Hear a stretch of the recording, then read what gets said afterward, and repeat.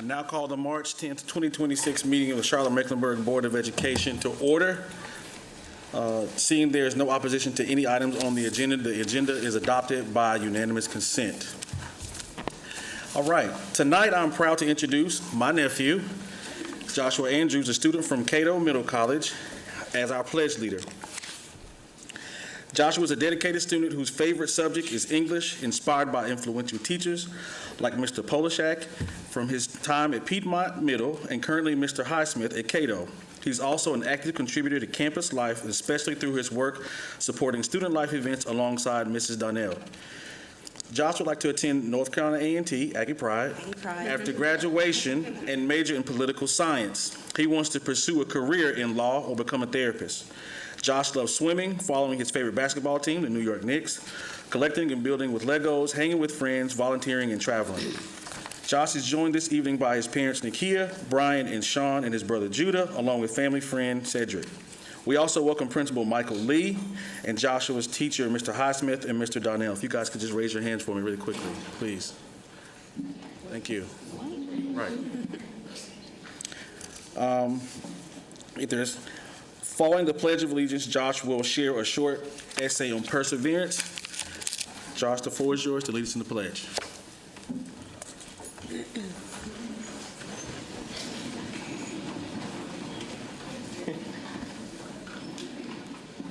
I pledge allegiance to the flag of the United States of America and to the republic for which it stands, one nation, under God, indivisible, with liberty and justice for all.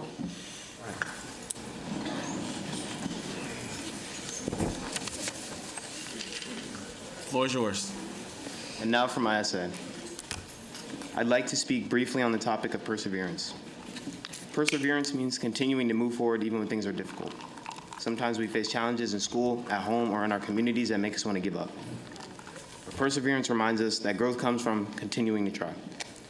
One time in my life when I had to persevere was after middle school, when I briefly moved to Gastonia and attended North Gaston High School. During that time, I felt very lost. I dealt with racism, fake friendships, and even the death of a classmate. It was a very difficult period in my life, and I never felt comfortable the way I had in 8th grade. In 8th grade, I had friends I could truly rely on and people I loved and respected, and people I still talk to today. When I moved schools, that support disappeared for a while, but I kept pushing forward. Going into my junior year, I moved back to Charlotte and started attending Cato Middle College. At Cato, I found people who respect me and a school environment where I felt comfortable and supported. My experience taught me that perseverance isn't just about pushing through hard times, it's about believing that better opportunities and better environments are ahead when you refuse to give up. Thank you.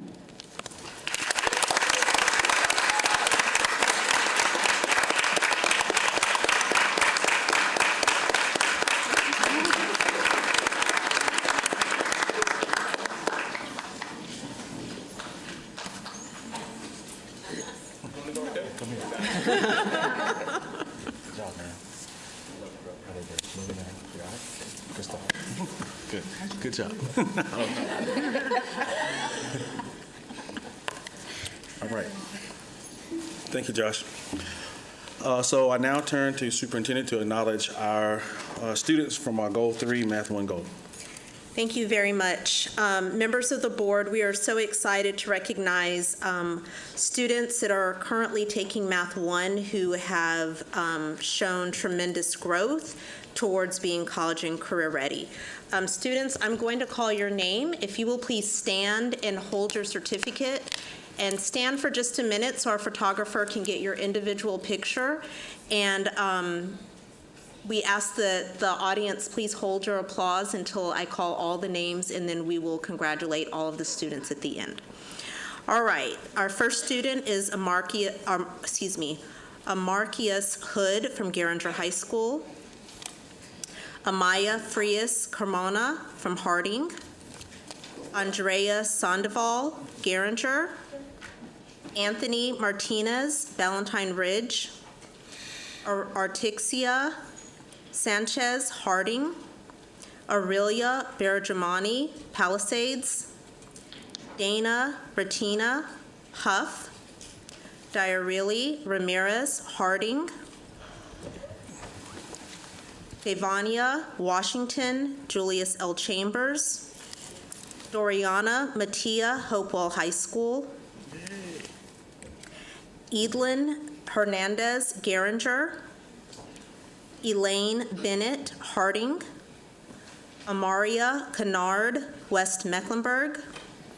Amelie Flores Vasquez Harding. Gabrielle Maria Martins, Valentine Ridge. Isaac Medina Reyes Harding. John Wall Rivera Velasquez Harding. Jeremy Brown, Independence. Caden Rose Thomas, South Meck. Kaylee Thompson, Harding. Kaidi Baldermos, Olympic. Luis Torres Silva, William Amos Huff. Malaysia Faulkner, Rocky River. Navai Doctor, Valentine Ridge. Nyasia Hoey, Harding. Rodney Smith III, West Charlotte. Scarlin Pina, Independence. Selene Melendez, David W. Butler. And Tyler Jones, David W. Butler. Will all of our students please stand to be recognized?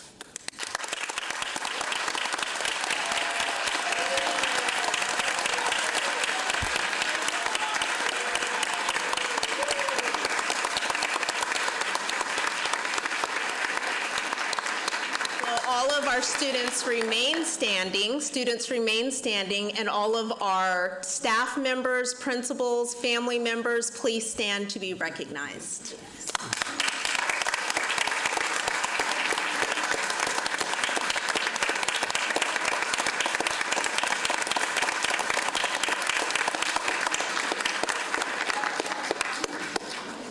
At this time, I'll turn it to Mr. Rankin.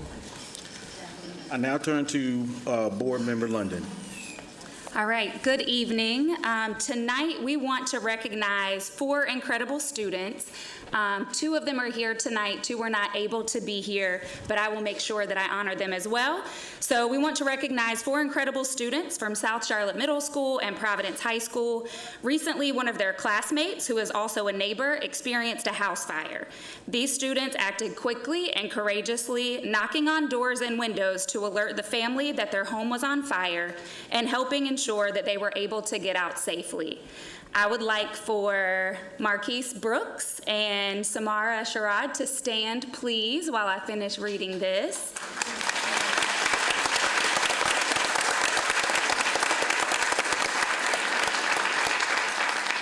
Stay standing. So thank you to the Dean of Students, Angelia Grant, for reaching out and asking that these students be honored tonight. Thank you to Principal Jane Armbruster for attending tonight's meeting with the students. And thank you to the parents and guardians and caregivers for the blood, sweat, and tears that you put into raising incredible young people. Students, your courage, your awareness, and your willingness to step up in a moment that truly mattered represents the very best of who our students are and who you are. Your actions protected a family and reminded all of us what it means to care for one another as a community. We are proud of you, we honor you tonight, and we thank you for your bravery.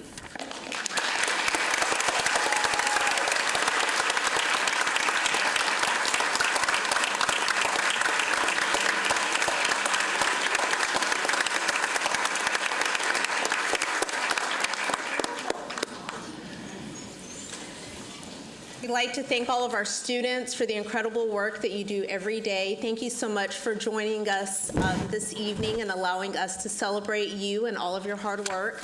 We'd like to say a very special thank you to all the families for supporting your children and also to the staff members. Now, students, we know that you have a lot of homework to do and you go to bed early, especially with the time change. So we are going to dismiss you at this time, but thank you so much for coming. Have a wonderful evening.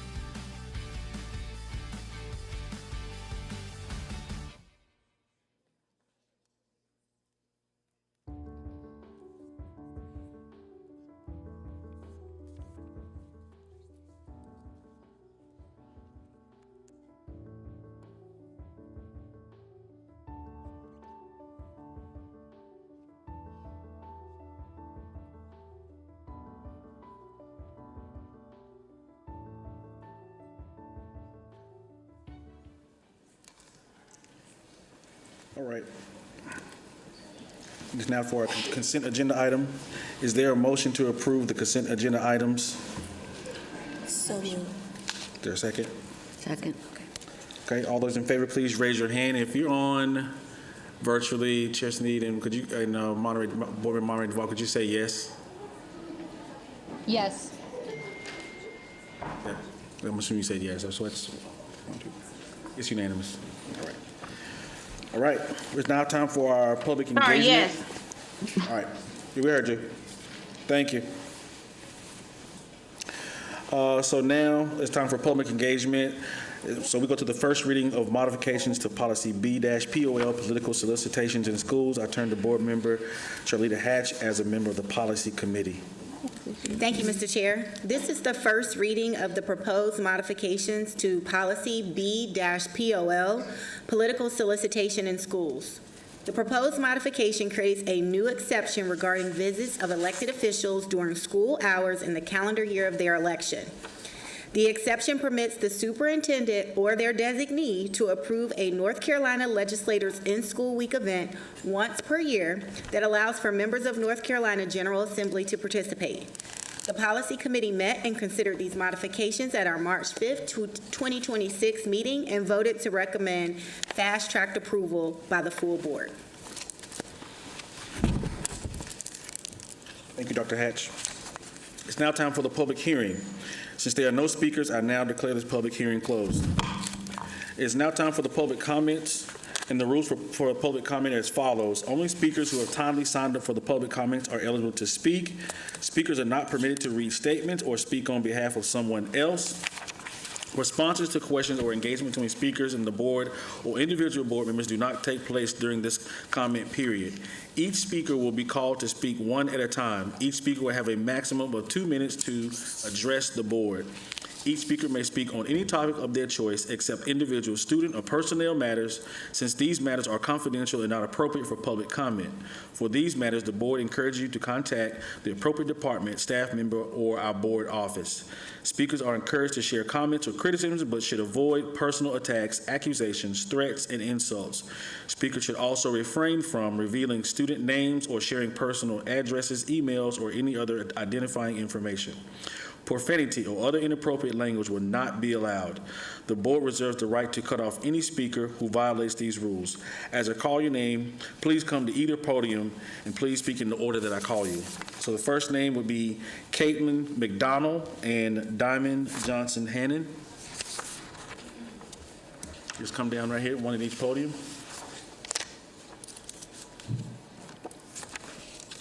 Are you Caitlin? Yes, Caitlin. Okay. All right. Okay. You ready?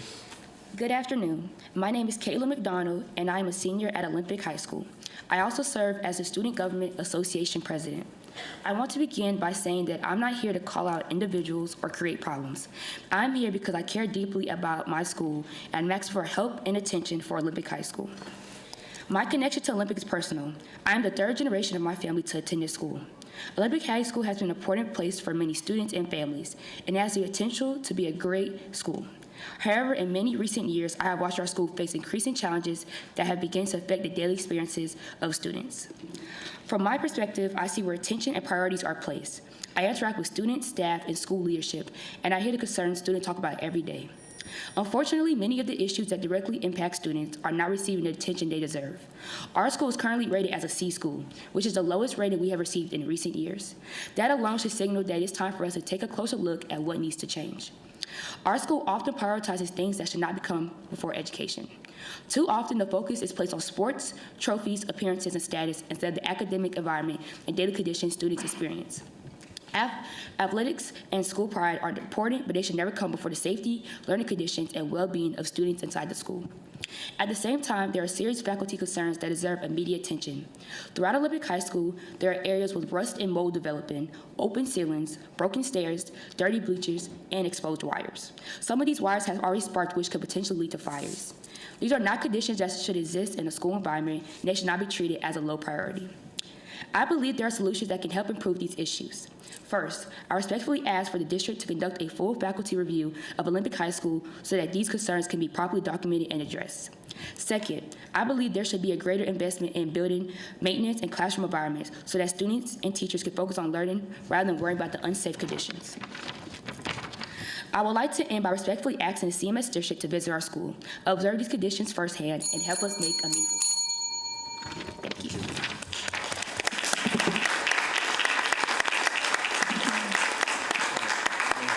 Just before you start, give me 1 second. Next name, if you come down to the podium, is Bill Fountain. Let me go ahead.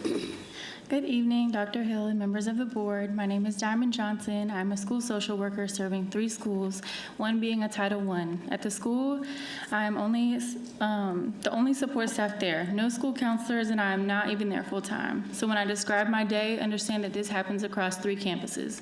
Since this is Social Work Appreciation Month, I want to share with you all what that really means. Last week, before 10 a.m., I conducted 3 McKinney-Vento assessments for families who unexpectedly became homeless. Before lunch, I completed a suicide risk assessment with a student in crisis. After lunch, I met with students for counseling sessions who simply needed someone to listen and help them feel supported. In between, I complete social histories, risk assessments, respond to crises, coordinate outside mental health services, document for compliance, support students experiencing food insecurity, instability, and homelessness. I do this as one person across 3 schools. Recently, we were given another spreadsheet to track attendance numbers as if the value of our work can ever be reduced to data points. I need you to understand that I do far more than track attendance. I'm helping families navigate homelessness. I'm helping students feel safe. I'm helping children carry burdens that are far too heavy for their age. Attendance improves when their basic needs are met and when their mental health is stabilized, not because of a spreadsheet. School social workers carry stories that would break most people. We hold trauma, grief, fear, and instability, and we have to hold it quietly so students can walk back into class regulated and ready to learn. But despite clinical skill, liability, and emotional weight that this role carries, school social workers are consistently underpaid and under-recognized compared to other professionals with similar education and responsibility. When social workers are stretched thin, students feel it. When we are undervalued, retention suffers. When retention suffers, students lose trusted relationships. If we truly value students' mental health, we must value the professionals providing it, and the people upholding them cannot be stretched beyond their capacity. During Social Work Appreciation Month, I'm grateful for the recognition, but more than appreciation, we need action that reflects the weight and the worth of this work. When social workers are supported, students are safer. You cannot ask one person to carry the work of 3 and call it support. You cannot ask us to hold everything together while paying us as if what we hold does not matter. Thank you.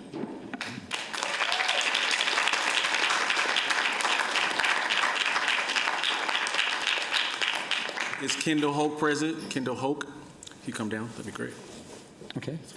Good evening, fellow citizens. I'm Bill Fountain. I'm a retired school teacher.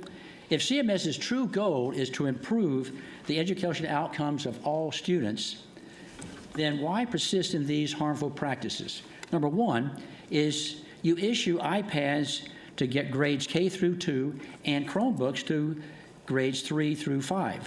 When studies such as NIH and Harvard show that screen time is detrimental to the neurological development of children. Second, you push screen-based reading when Psychology Today highlights that how print books engage the brain's social cognitive process, that's emotions, intentions, and shared attention, far more than screens. Third, you scrap printed textbooks for screens when Stanford reports that print is 6 times better than the digital content, boosting the comprehensive skills of our younger children. And fourth, your CMS administration prepares your teachers' lessons plans with standard PowerPoints, videos, and computer worksheets. That to me says, well, maybe don't trust the teachers. Look, Democrats control our CMS schools and cling to this socialistic indoctrination over true education. However, if you shift the priority from this tech-driven progressive activism more toward a forging self-sufficient, earning, or caring, and patriotic citizens. And for a side note, since I have a little bit of time here, is that why not scrap the iPads and the Chromebooks and save a lot of money, because you got $6 million in the Renew budget for computers. Thank you for your time. Is Yolanda Polk present? Yolanda Polk? Yolanda Polk. How about Roxana DeShong Myrie? Come on down. Thank you. Kendall. Go ahead. Good evening, Dr. Hill and CMS board members. My name is Kendall Hoke, and I'm a Collinswood parent. I feel lucky to be part of this beautiful school community, and that is why I'm here tonight. We are demanding the safe and immediate demolition of Smith Middle School. We all know that the building has been an issue due to cancer clusters, deaths, and ongoing litigation. It was deemed uninhabitable in 2021. Our PTA and parents have been submitting complaints regarding the unsafe conditions since 2024. In the past 2 weeks, CMS finally took action to secure the building after we exposed items found on property: drug needles, human fecal matter, thousands of pounds of trash, and homeless community members residing within the building. I appreciate what you have done, but it is not enough. 2 incidents of gun violence, one as recent as 6 weeks ago, is abhorrent. The problems that stem from this building continue for Collinswood and the surrounding neighborhood.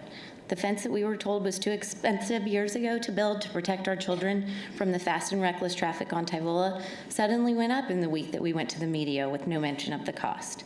This fence will allow easier access to climb on the roof of Smith Building.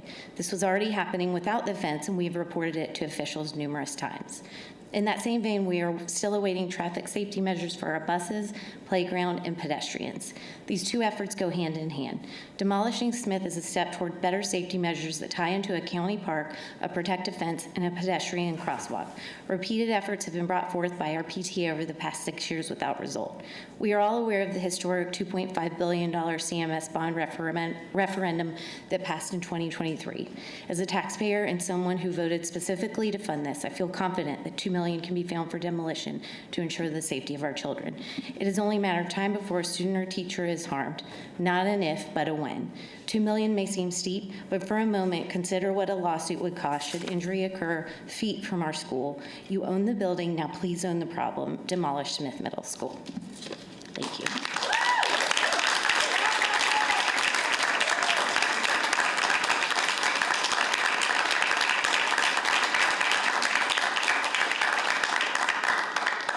Tina O'Brien.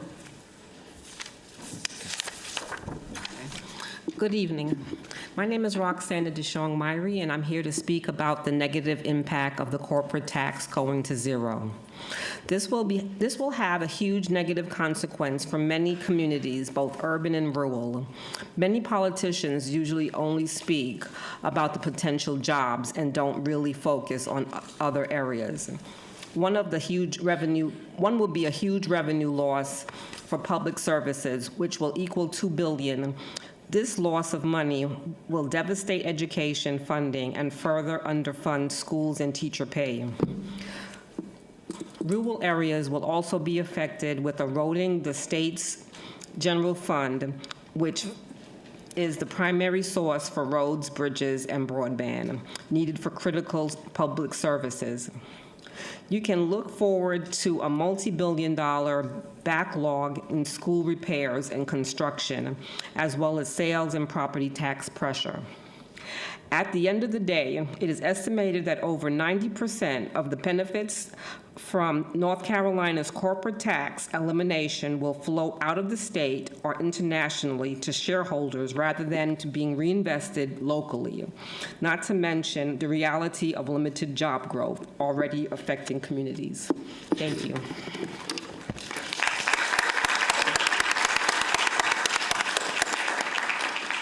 Emily Zotner.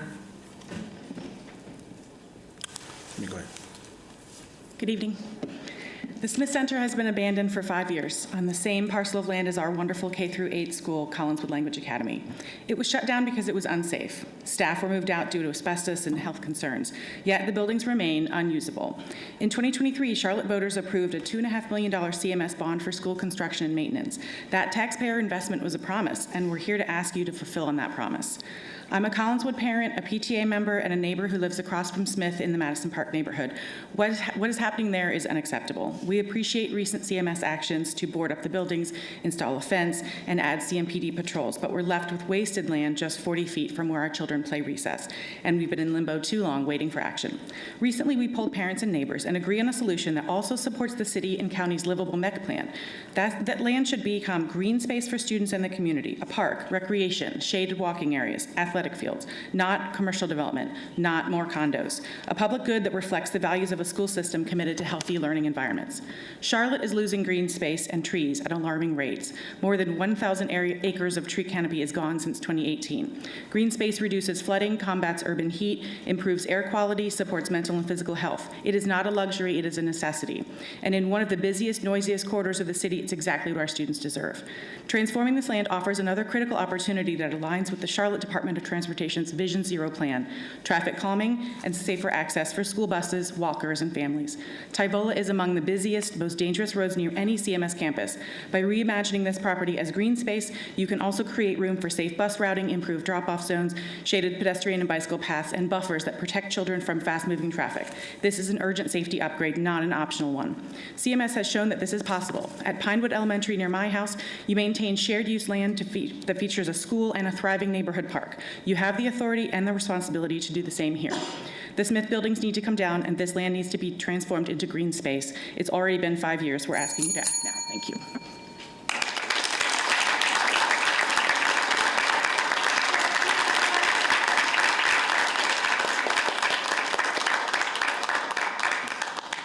Yvette Watson.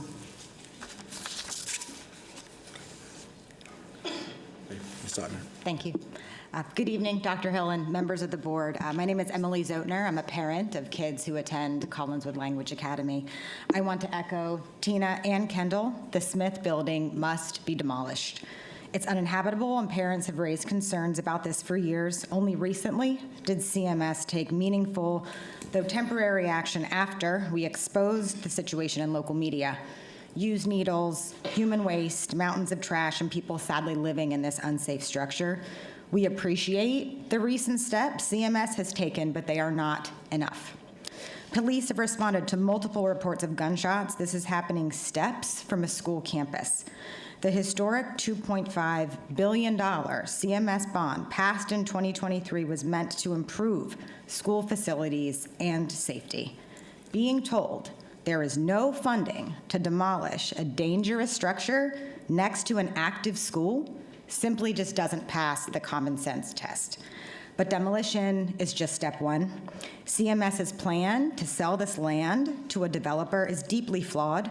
This parcel literally touches a school campus. Adding residential or commercial density here would only increase traffic and safety risks to our kids.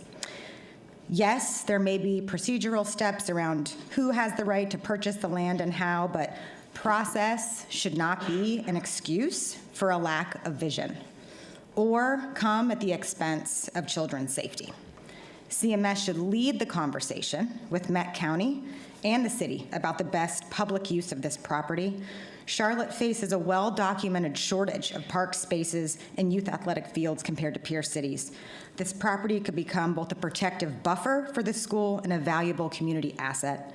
Remove the hazard, show leadership, and give the land back to the families it should serve. Thank you.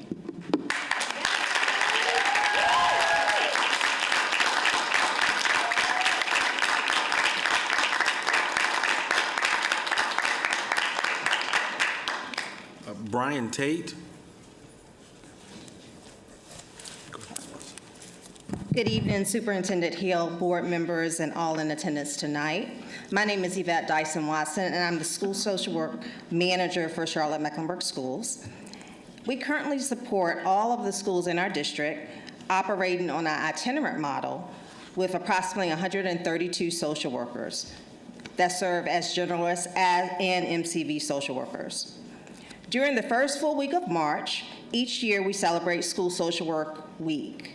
School social workers lead in education, advocating for students through collaboration, data-driven decisions, and holistic approach. They enhance academics, behavior, and crisis intervention, ensuring access to resources and safety. School social workers play a crucial role in fostering mental health, school climate, social emotional development, and special education support. Their holistic, multi-tiered, and systems theory approach ensures all students have access to the resources and support they need to thrive. School social workers' unique training allows them to integrate the home, school, and community to reduce barriers to learning. I am here tonight to recognize our School Social Worker of the Year, Alyssa Henderson, who serves Dorothy J. Vaughn Academy of Technology at Parkside and Irwin Academic Center. Alyssa was described as the following: epitome of a student and family advocate, someone who embodies the very core values of our profession, service, dignity, and integrity, consistently goes above and beyond to ensure that every student feels safe, supported, and valued, builds relationships and open connections between our school and the local community, transforming the school into a place where barriers to learning are dismantled with compassion and grace, just to name a few. Please join me in congratulating Alyssa Henderson.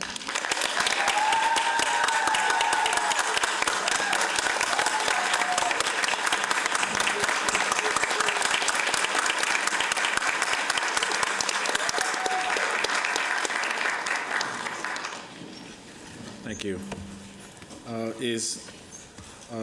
Let's see, is it Samantha Lee Daigle present? Samantha Lee Daigle. Aaron DeMond, go on down, thanks. Tate. Good evening. Thank you for the opportunity to speak with you. My name is Brian Tate, and I am a school crossing guard for First Ward Elementary at the time, but now Middle Academy. And on April 24th, 2024, I was doing my duty, and I was in the crosswalk, and I happened to be hit by a vehicle. The driver of the vehicle said he worked at the school, was on his way to pick up his kid from school, but for some reason I didn't know that he was in the school zone. I was wearing a vest, a red shirt, holding a big sign, and a traffic one. All these signals did not give him the attention to know that he was in a school zone. And I had just crossed some kids. I'm not here tonight as an employee. I'm here as a parent. My daughter goes to Highland Mill Montessori School. I didn't know a whole lot about Montessori when we first enrolled her there. I wasn't sold on it, but the principal, Ms. Rochelle Fink, really sold me on who she was, and I believed in her as, in a sense, a security guard.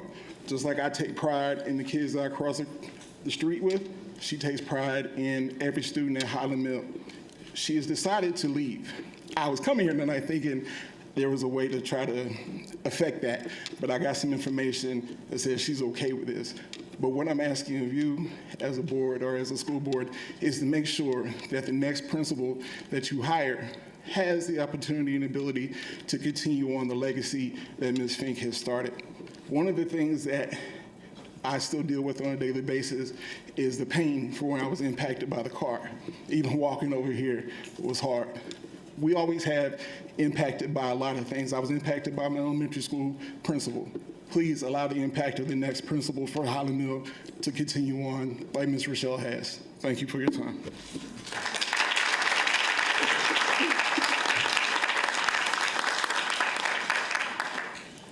Jen Bourne.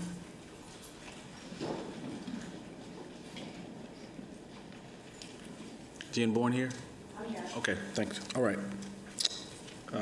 Mr. Munn. My name is Erin DeMund. I'm a public school educator, parent of public school students, and member of NCAE. It is time to take a stand for the children of North Carolina. The North Carolina General Assembly must not continue to steal money from public schools and give it away in vouchers and corporate tax breaks. The North Carolina Association of Educators Kids Over Corporations campaign is a statewide movement of educators, parents, students, and community members pushing the NCGA to put kids first, end corporate tax breaks, and reclaim our democracy. I'm asking the board to pass a resolution of support of the Kids Over Corporations campaign. North Carolina ranks last in public school funding effort. This means our state commits a smaller percentage of its resources to public education than any other state in the U.S. Let that sink in. This state chooses to do less to support public school children than anywhere else in the country. In contrast, our General Assembly gives massive tax breaks to corporations with the lowest corporate tax rate in the nation and a plan, as we heard, to reduce that rate to 0 by 2030. Even more money is funneled away from public schools in the form of private school vouchers. $2 billion with a B have gone to vouchers thus far, and the NCGA says that number will continue to grow. These choices about taxation, vouchers, and school funding lay bare the General Assembly's criminally skewed priorities. The members of this board know better than anyone that more than half of the CMS budget comes from the state. I am thankful for your diligent work to maximize resources for the district. However, the primary responsibility for funding our schools remains in the hands of the General Assembly. If they do not adjust their priorities, their cuts will continue to hurt our kids. As CMS data shows, public schools do amazing work despite chronic underfunding. I don't know a group of people who are more creative or resourceful than public school workers, from education support professionals to teachers to school admin to district leaders to those elected to sit on this board. The problem does not lie with us. We should not have to fight to get our state to meet its constitutional mandate to fully fund schools, but here we are. We are on the side of North Carolina's children. Please raise your voice for the rights of kids over corporations by passing a resolution of support.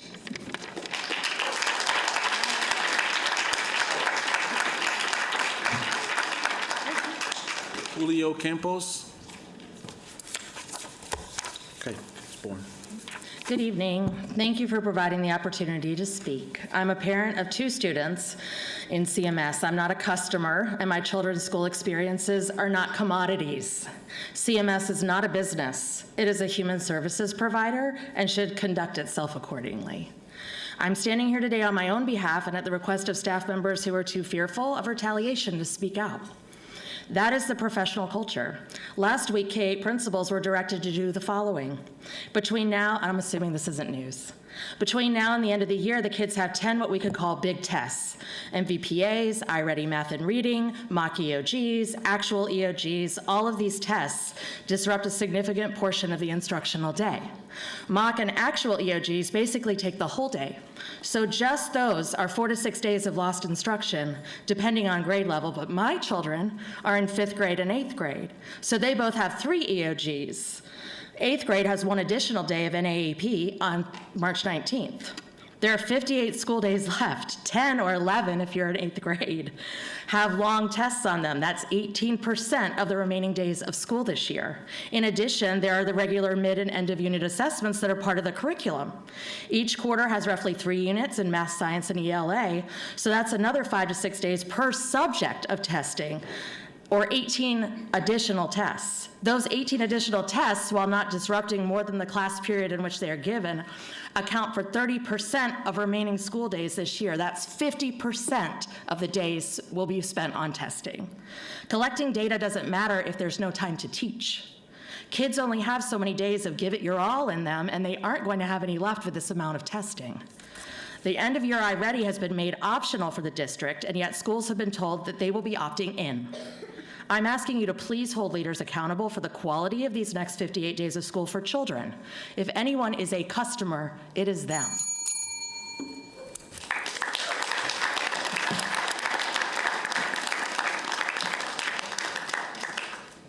Raquel Williams Castro. Raquel Williams Castro. Go ahead. Hello, my name is Julio. I teach civics at Garinger High School. At the end of January, we had 12 classrooms across 4 buildings with temperatures below 45 degrees. The AC has been running on high most of February. Today, multiple teachers reported 80-degree classrooms. With the media center closed for 2 months due to access testing, we are forced to teach classes in hot and humid hallways. We have had students suffer medical emergencies because of the heat. The windows are sealed, so we cannot open them for relief. Teachers who are not paid livable wages are spending exorbitant amounts of cash on dehumidifiers and box fans. These are the conditions students and educators are expected to be successful under. The hallway is not a suitable learning environment. The quad, while beautiful, is not a learning environment. When we ask for solutions, we become targets for retaliation. How can the board, parents, and teachers ensure that CMS is performing at operational excellence for all schools, not just in the wedge, but those often in the periphery as well? Thank you.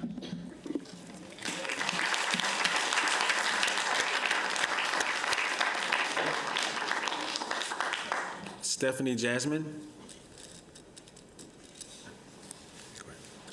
Good evening, Superintendent Dr. Hill and board members. My name is Raquel Williams Castro, and I'm a school social worker working for Olympic High School. We often talk about academic achievement, but we rarely talk enough about what it takes to get there. If we don't address the social, emotional, and mental health needs of our students, we will never truly reach them academically. School social workers are not just support staff. They are the essential bridge between home, school, and communities. They are in the trenches daily, navigating complex challenges and fostering positive, equitable school environments. When a student is acting out, a school social worker asks what happened rather than what is wrong with you. They are the ones sitting with students during their hardest moments, helping families find resources, and most importantly, advocating for those who need someone in their corner. They are the champions of social justice, working to ensure that every student has equal opportunity to succeed. However, this critical work is often done quietly, sometimes undervalued and misunderstood. Without dedicated school social workers, many students fall through the cracks of a system that only focuses on high-stakes testing. We must advocate for social workers to present in every school with manageable caseloads to allow them to do their jobs effectively. We must support their role in shaping school policies from mental health interventions to restorative justice. But advocacy also requires us to turn the same compassion inward. We must engage in self-advocacy to combat burnout and ensure we can continue to serve. If not us, who? If we don't ensure that our schools have this vital support, who will? We as social workers are overworked and underpaid, and when we are going to have an opportunity to be heard and taken seriously. Please hear us and take our voices seriously. Thank you for your time.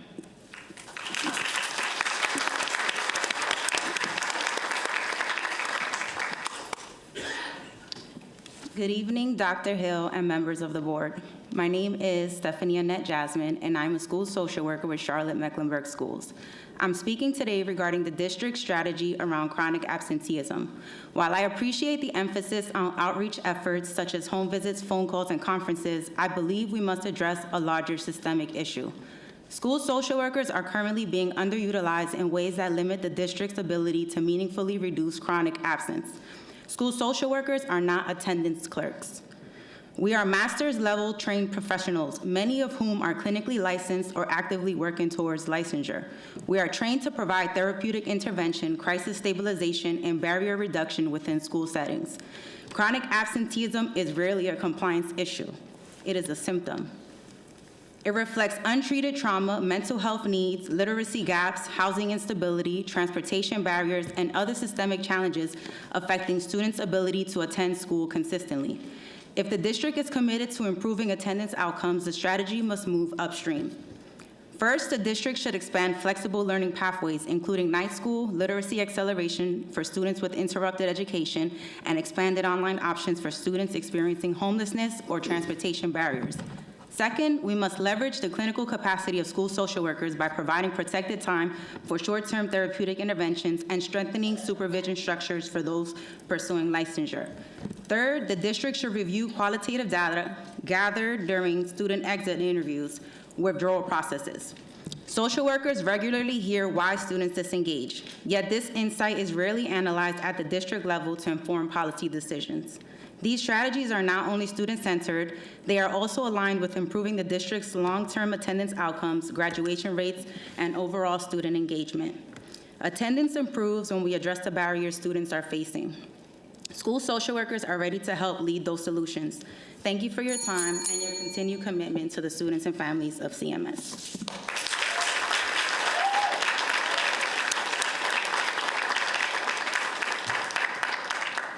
All right. That concludes the public comment portion of our agenda. We'll now move to reports. And so I will turn to Dr. Hill for our voluntary separations promotions report. As presented. I now turn to Dr. Hill for our student-focused outcomes governance goal 3 interim measure 3 report.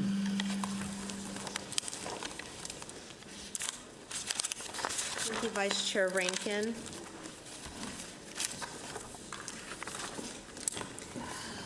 Tonight's SOFG report spotlights Goal 3, Interim Measure 3.2, with a deep dive into High School Math 1. To better understand the practices behind strong student outcomes, our team visited Butler High School to see firsthand the strategies fueling their success. In this video, you'll see how Butler staff works with purpose, collaborating, planning, and engaging with students to create meaningful learning experiences. Let's take a look at excellence in action.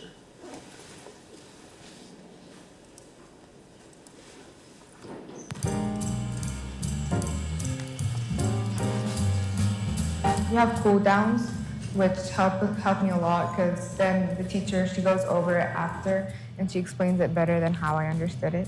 Mostly 2 questions and a reflection of how we think we did.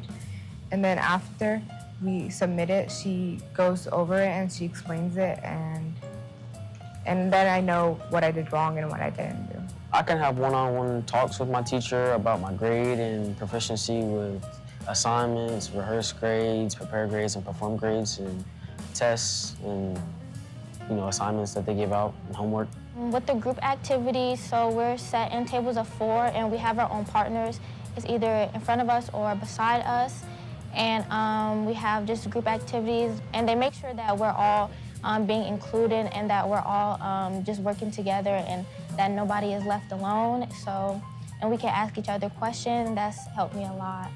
We are just constantly changing things. We keep a pacing guide, but we also make notes in it throughout the year of things that worked well or didn't work well. So we review that as we plan throughout the year. And we're like, remember this lesson 6, this activity didn't go well. What can we do to change it? So we're always building on the content, even though it's the same curriculum. We're doing it, I believe, for about the 4th or 5th year. The more comfortable we get with it, the more tweaks we can make and remember what worked well and what didn't. So it's never like we just recycle the same lesson, even though it's the same content. We are constantly kind of updating to improve. Varying types of feedback. Feedback is personal, and every student likes to receive it in a different way. So by observing those pairs and over time, we've picked up on some particular methods. One way we recognize students is by tapping into how they individually like to receive praise. Specifically, I have some students who prefer nonverbal praise, and that praise usually comes in the form of a very subtle hand gesture or something that we've learned from observing them and interacting with them, that's the way they like to be praised. You actually see the modeling with one another. So they demonstrate what a portion of a lesson will look like. They assign that to give some of their newer teachers practice and that support in that small setting amongst one another. So I love that whole coaching up the entire team. They share resources and ideas. I always like to see what we missed more than what they missed. So maybe if there's something that they're lacking, it's usually not just 1 or 2 kids, it's usually a few. So there's always that opportunity to just review and go back.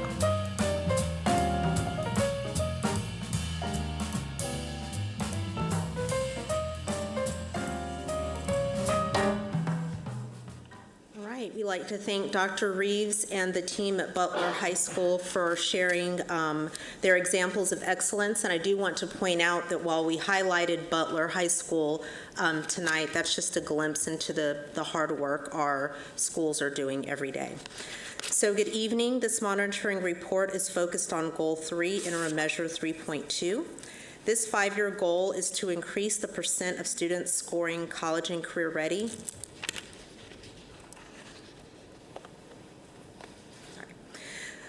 This 5-year goal is to increase the percent of students scoring college and career ready on Math 1 end-of-course assessments from 27% in June 2023 to 57% by June 2029. Tonight, I'm reporting out on the results of our first Math 1 benchmark assessment of the school year. These assessments were administered in November and December. First, I will share the overall Goal 3 performance for middle school and high school combined. This graph shows the percentage of students achieving college and career ready, that's level 4 or 5, on the first benchmark of this year compared to the CMS annual target for the school year. 34% of middle and high school students are projected to reach college and career ready based on the first benchmark assessment. The projection is 5 percentage points higher than the 24-25 end-of-year performance of middle and high school Math 1 students. We will need to further improve our CCR percent by 8 additional percentage points to reach this year's target. This slide indicates the performance of students who have already taken the first Math 1 benchmark of the school year. These numbers include students in middle school, Semester 1 Math 1, and year-long Math 1.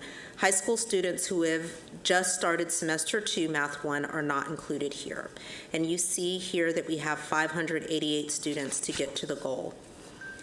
This slide indicates where we currently know about the performance of all students who are enrolled in Math 1 this school year. These numbers include students in middle school, Semester 1 Math 1, year-long Math 1, and Semester 2 Math 1. High school students who have just started Semester 2 Math 1 are included in these numbers, but they have not yet gotten far enough into the course to take the first benchmark assessment. I will now share the performance of high school students taking Math 1, the focus of this monitoring report. Currently, 14% of high school students who took Math 1 in the first semester or are currently in year-long Math 1 classes are projected to reach CCR based on the first benchmark assessment. This projection is an increase of 5 percentage points over end-of-year Math 1 end-of-course performance by high school students in 24-25. This means that we are in a status of progressing for this interim measure. This year's annual target for high school Math 1 students is 24%, which means that we need to improve by 10 percentage points. Here you see 506 additional students that are needed to reach this year's target. And at this time, I will stop and turn it over to Vice Chair Rankin to facilitate questions. Okay, thank you, Dr. Hill.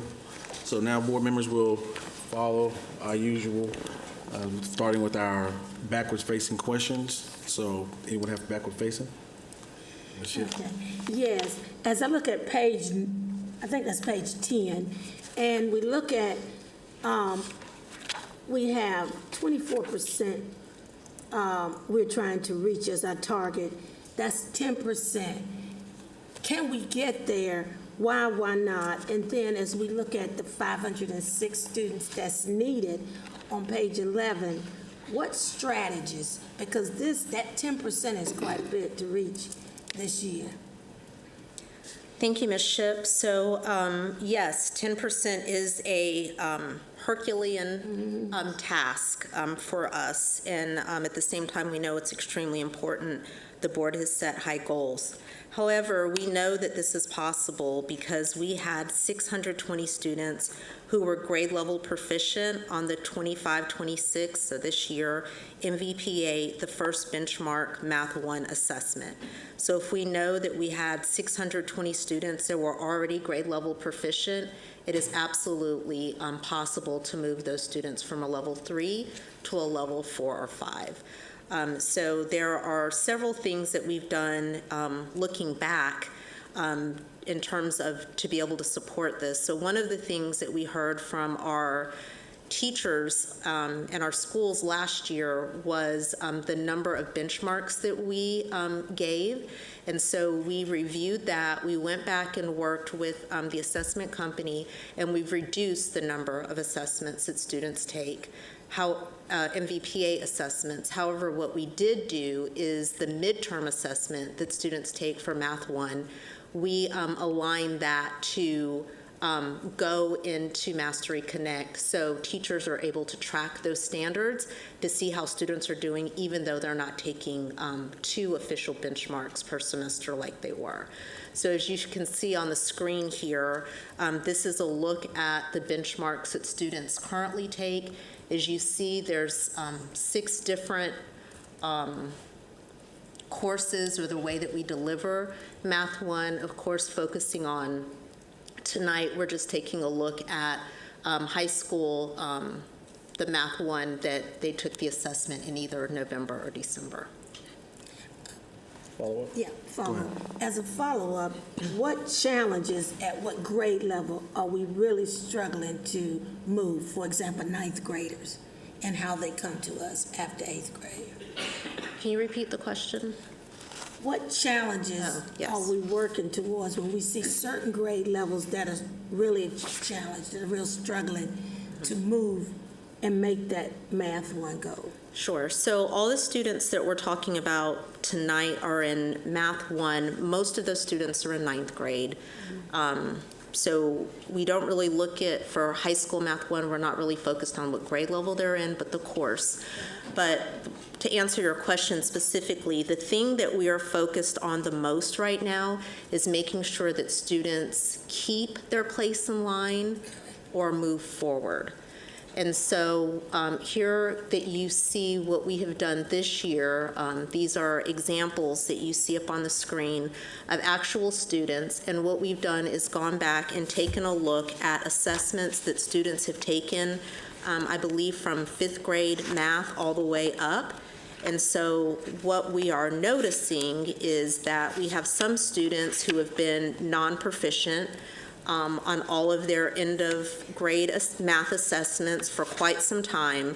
But then when they take their benchmark in Math 1, they are actually a 4 or 5, and the reverse is also true.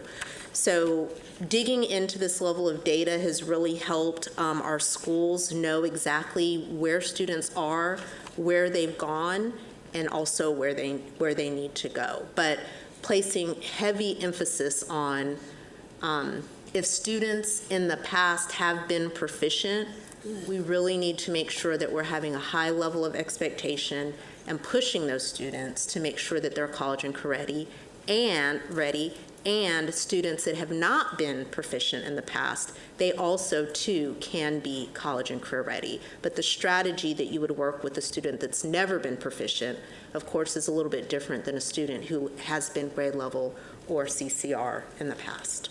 Thank you. You're welcome. I see Chair Sneed has a question.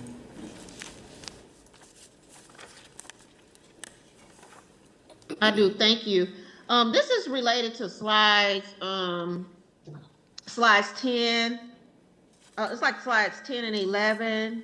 I'm just wondering at what point, like how do you make the determination that you know that the current trajectory would leave us like 10 points short, and what strategies or techniques that you're using to know that we're acting quickly enough in order to make those adjustments? I mean, to make adjustments. How do we know we're not making adjustments too late? So I think the first question was about the data. How do we know that it's accurate in terms of the level of projection? So the assessment that we use is the MVPA, and that, of course, is aligned to state standards. And there is a predictive measure that's embedded in those assessments.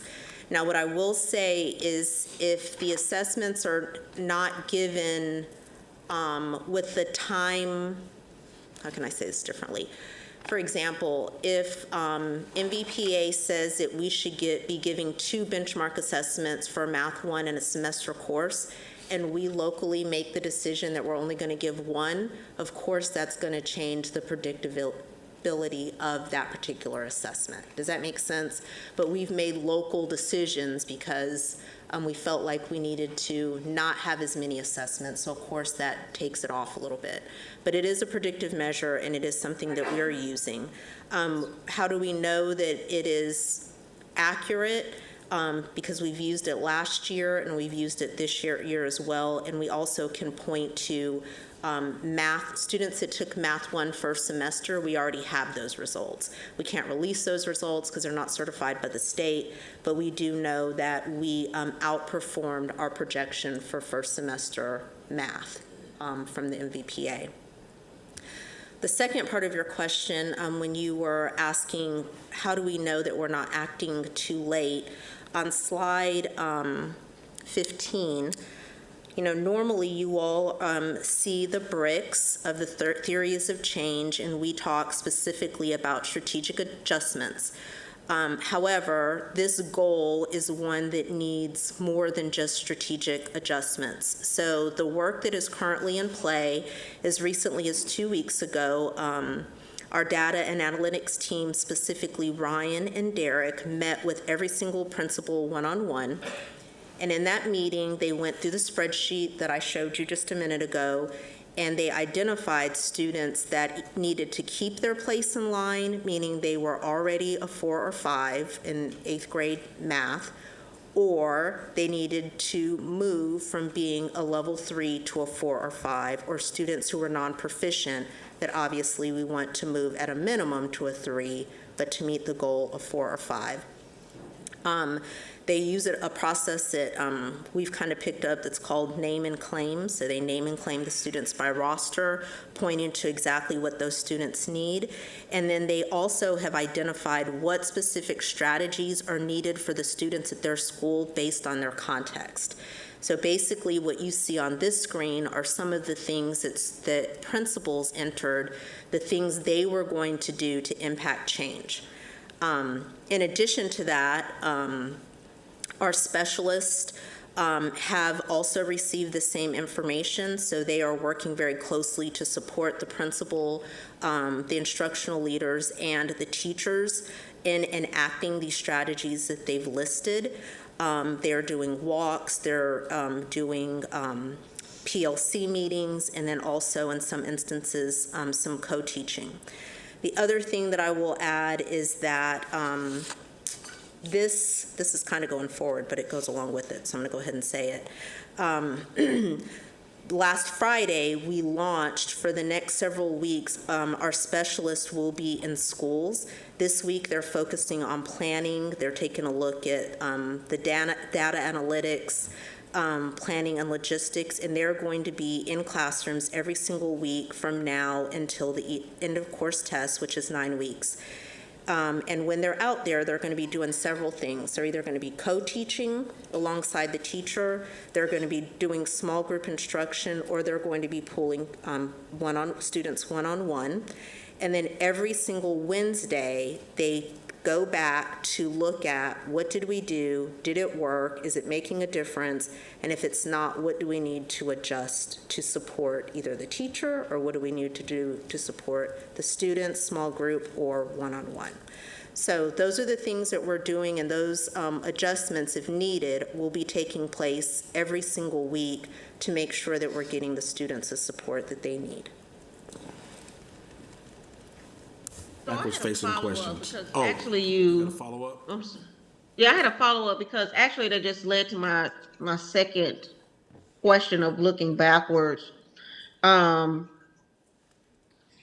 particularly, I think that you're referring to slide 51 it was about the specialists. Like, how do we know, how are we measuring that the specialist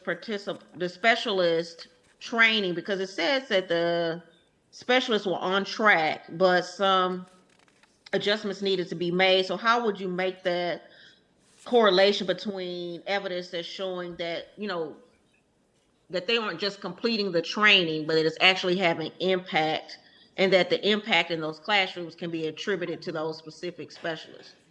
Yes, so I believe what you're speaking about is on slide 52, which is in the appendix, but it's also earlier in the actual report. And the theory of change, specifically high-quality instructional specialist. And so that is more big picture when we are providing professional development. At the end of each professional development, our specialists basically have to demonstrate not only their understanding of the content, but their ability to support staff and students in moving forward. And so we are tracking that data on a regular cadence. But to answer your question, that's data because those instructional specialists are not in professional development all the time. They're only in professional development a couple of times a quarter. And so that professional development is big picture, but that also provides data and information that allows other team members to coach and support those instructional specialists.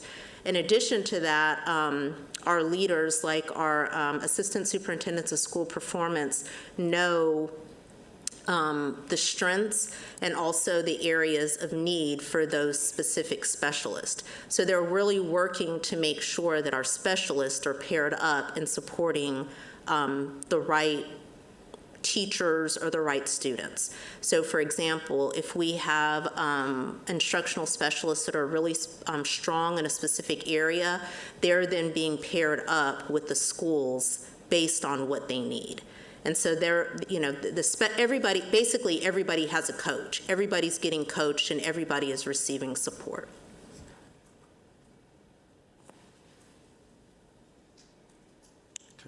All right, Dr. Willis-Bone. Sure. I just want to follow up on a ninth grade question. You said that the goal is to basically keep the students where they are, not to go back, but are to move them forward. What specific strategies, which of your strategies for ninth graders? Again, I understand that we're looking at all high school students, but since that's where the sort of decline is, what specific strategies are addressing that, and what evidence do we have that it will reverse sort of that decline? If that makes sense. I'm not quite sure what decline we're referencing. Well, the ninth grade, like the sort of the drop in ninth grade. Are the challenges in ninth grade is what I'm trying to talk about. It's way back in the appendix, but. Okay, so I just want to make sure that I'm clear. So when we say decline, we're really not looking at students who are declining from 8th grade math to I just want to make sure that I'm answering your question correctly. Let me rephrase it. So what strategies are there, specific strategies that keep students where they are? As you said, you want to keep them on level, or we want to move them forward. So what strategies are targeted that? All right.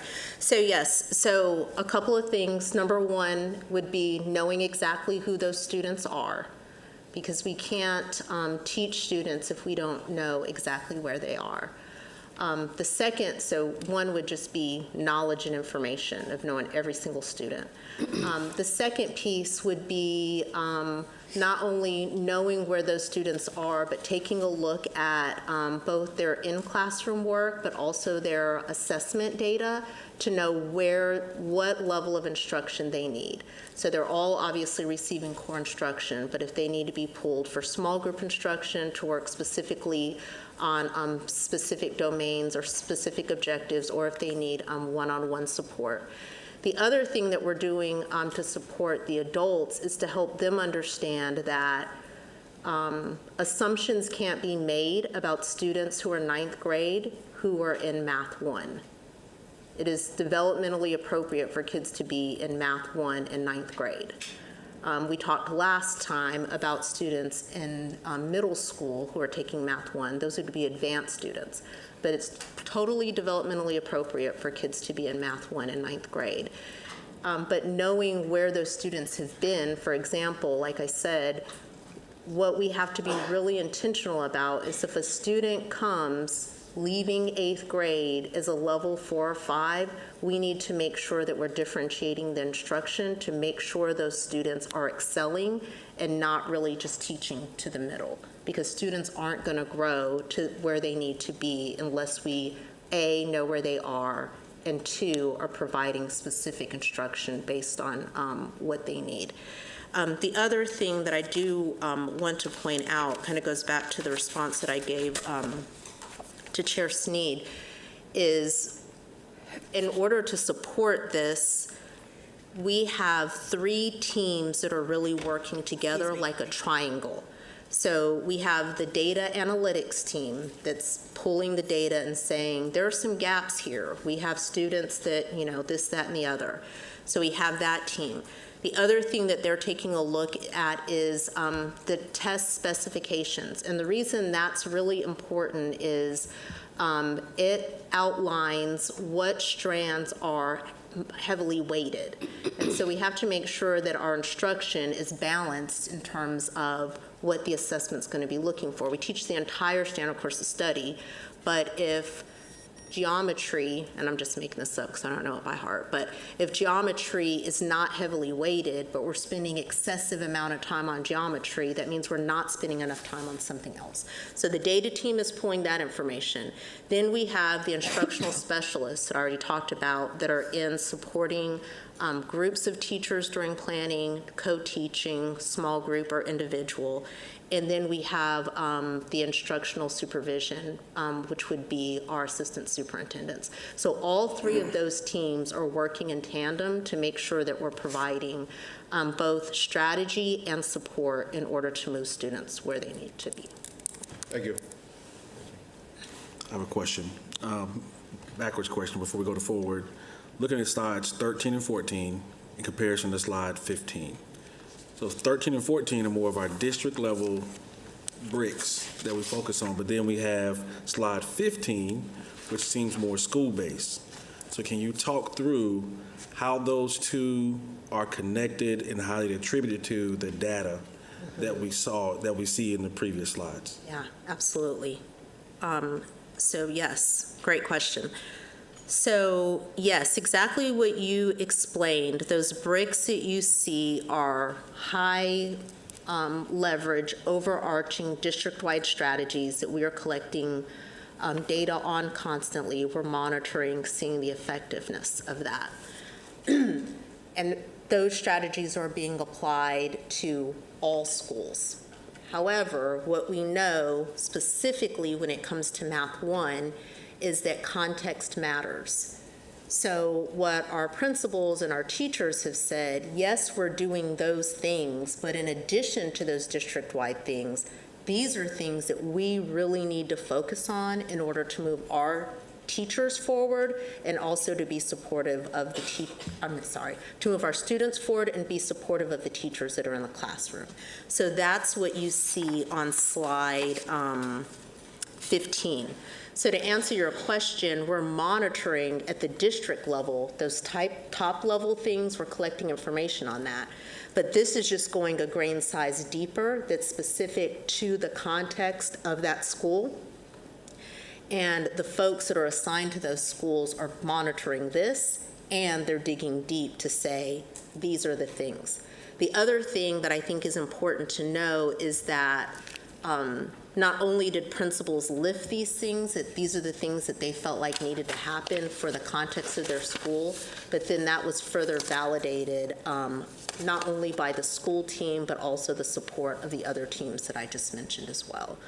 And so as we begin this lookout for the next 9 weeks and the level of support, they will be attending to both district level strategy and specific things that the school team has said that they need help with.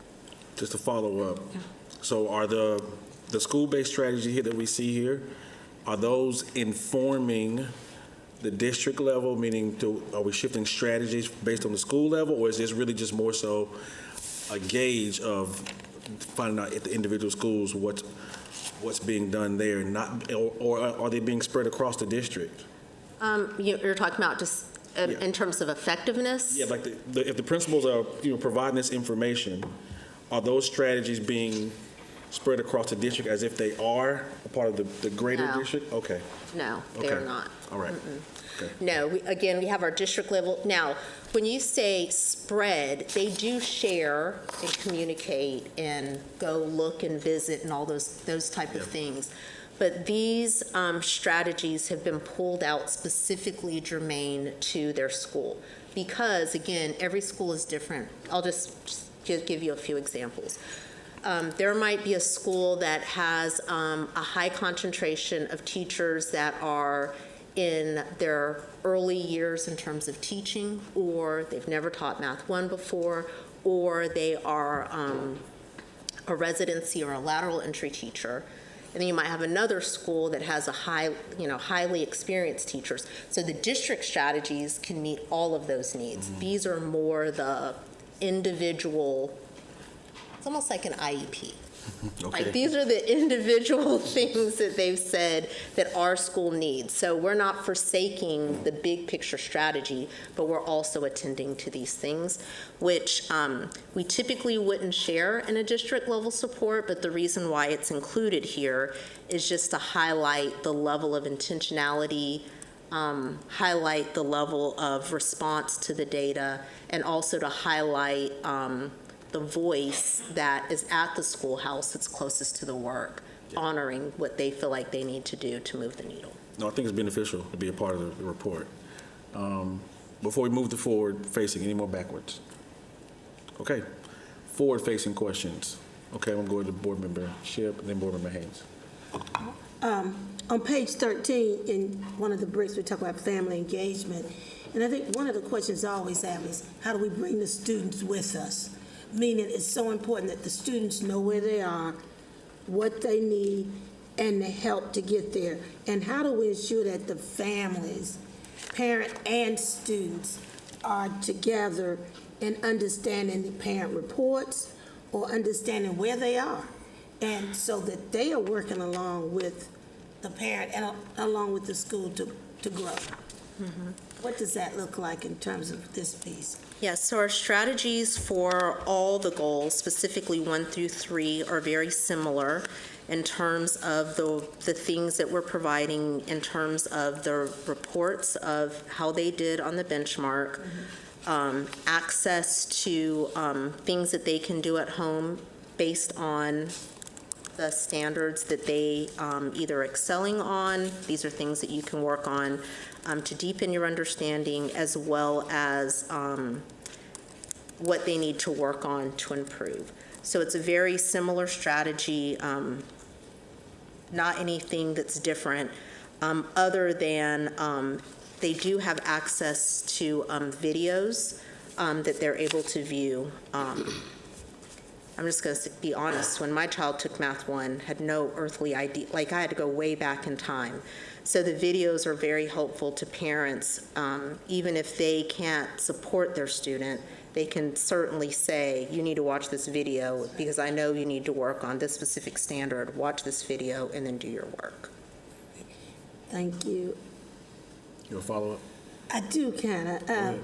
When we talk about the student part of this engagement and students being able to constantly go on and see where they are, like their grades, their work, Infinite Campus, as it used to be Power School. I remember going in that with my daughter and child. How are the students engaged in that? Yeah, but in terms of ensuring that they know, and they can also help the parents, because sometimes the parents, the student needs to lead the parent. And so it can go both ways. Sure. So students, and I think the video that you saw with Butler was a great example, but the students absolutely know where they are. The teachers are supporting the students so they know what they need to work on. So this is off topic, not middle school, but elementary school. A lot of them are doing things like student-led conferences.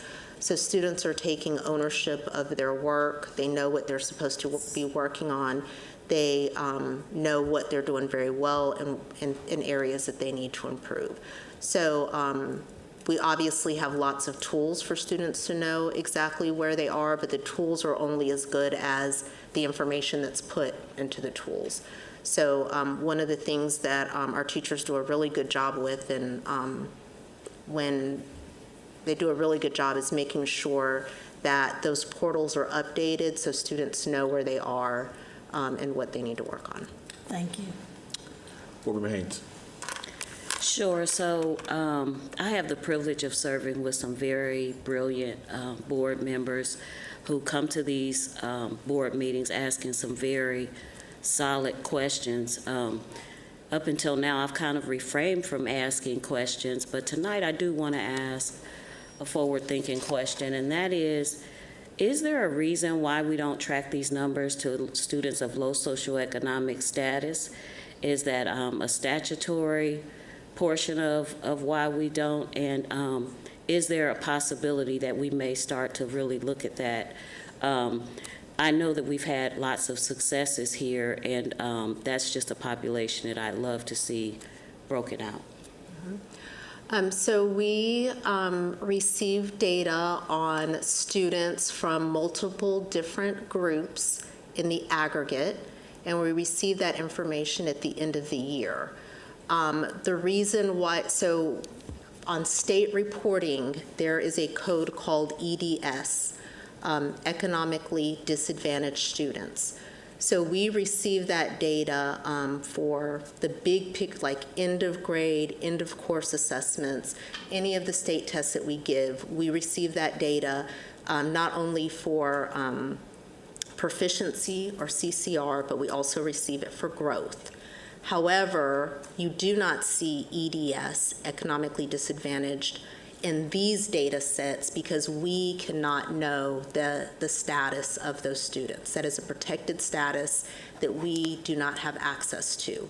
So it's able to be reported in the aggregate because when the state pulls the state data, they're pulling all the individual data information about those individual students and bumping it up against the file, and then they provide it to us. But there's one person in the entire district that knows the economic, maybe two, the economic status of students. So that's why you don't see it in these data sets. So is there a possibility to invest more time to give us that kind of information? It is illegal for us to have that data. That's what socioeconomic status you can't? Yes, it is. Yes. Law. Okay, you good? Follow up? Nothing? Good? Okay. Board Member Hatch?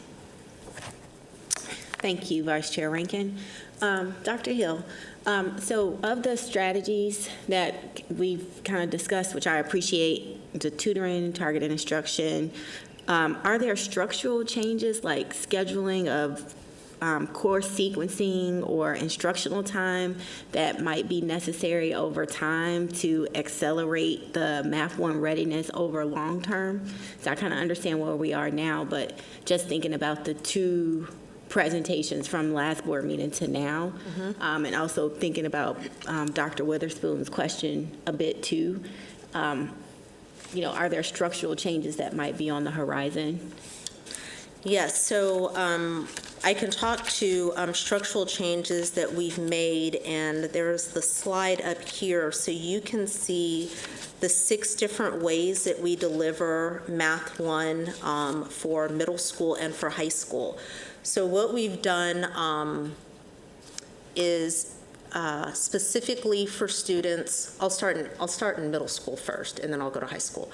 So North Carolina law says that if a student scores a level 5 in in any grade, that they're required to be placed in an advanced mathematics course. So we of course comply with that in middle school for those students. The other thing though that we do is we spread a larger net, and there's some set criteria that we take a look at to include students into that advanced math class. However, we are also very careful to make sure that students who may not be ready for advanced math aren't placed in a situation where they can't be successful. So if they are almost there, we've developed an honors 8th grade math course. So it's not a Math 1 course, but it is accelerated, focused on 8th grade math content. For students that are normal developmental students, that take 8th grade math, and at the end of that year, same thing applies. If they score a level 5, they're placed into an advanced class. So they would be placed in an honors Math 1 course. But one of the things that the team did this past year, and they're refining it this year as we are preparing for high school registration for next year, is our data analytics team pulled the data for every single student that was in Math 1 and went one by one to make sure that all students were scheduled in the appropriate course. And so that happens, so the schools did their thing, but then that data was pulled up to our data team, and they went school by school, student by student, to make sure that they were placed in the correct course. So at the high school, then, we have Honors Math 1. We have some students that take Math 1 first semester, some students that take Math 1 second semester. Previously, there were different reasons why students were placed, but we've tried to be really systematic in making sure the students that need to take it first semester take it first semester, students take it second. So just to put it in context, some of the things that people don't think about is when a child enters kindergarten, they have math all year, kindergarten, first, second, third, fourth, fifth, sixth, seventh, eighth. And all of a sudden, when you get to high school, you don't take math all the time, right? You might go full from August until January out of math class for your entire time in your career. So making sure, is that the best thing for a student perhaps that's been non-proficient to be in a second semester class? No. So then we developed the year-long math course. And so the year-long is both foundations of Math 1 and Math 1 together. So we're able to provide that, stretch it out across the entire year. So there's, to answer your question, from a structural perspective, we have these things in place. What we've been much more intentional about this year is ensuring that the right students are scheduled into the right course. And then following up to make sure that we check, to double check that those students are scheduled appropriately. Thank you. I think Chair Sneed, you have a question? I do. Okay. This is just a forward question in the sense of, I'm wondering, where are we seeing the strongest results? And what practices are being, is there something particular about how they're implementing strategies where we're seeing the strongest results? And if yes, like what are those? And are there going to be steps to replicate those practices and system-wide? Sure. So on page 43,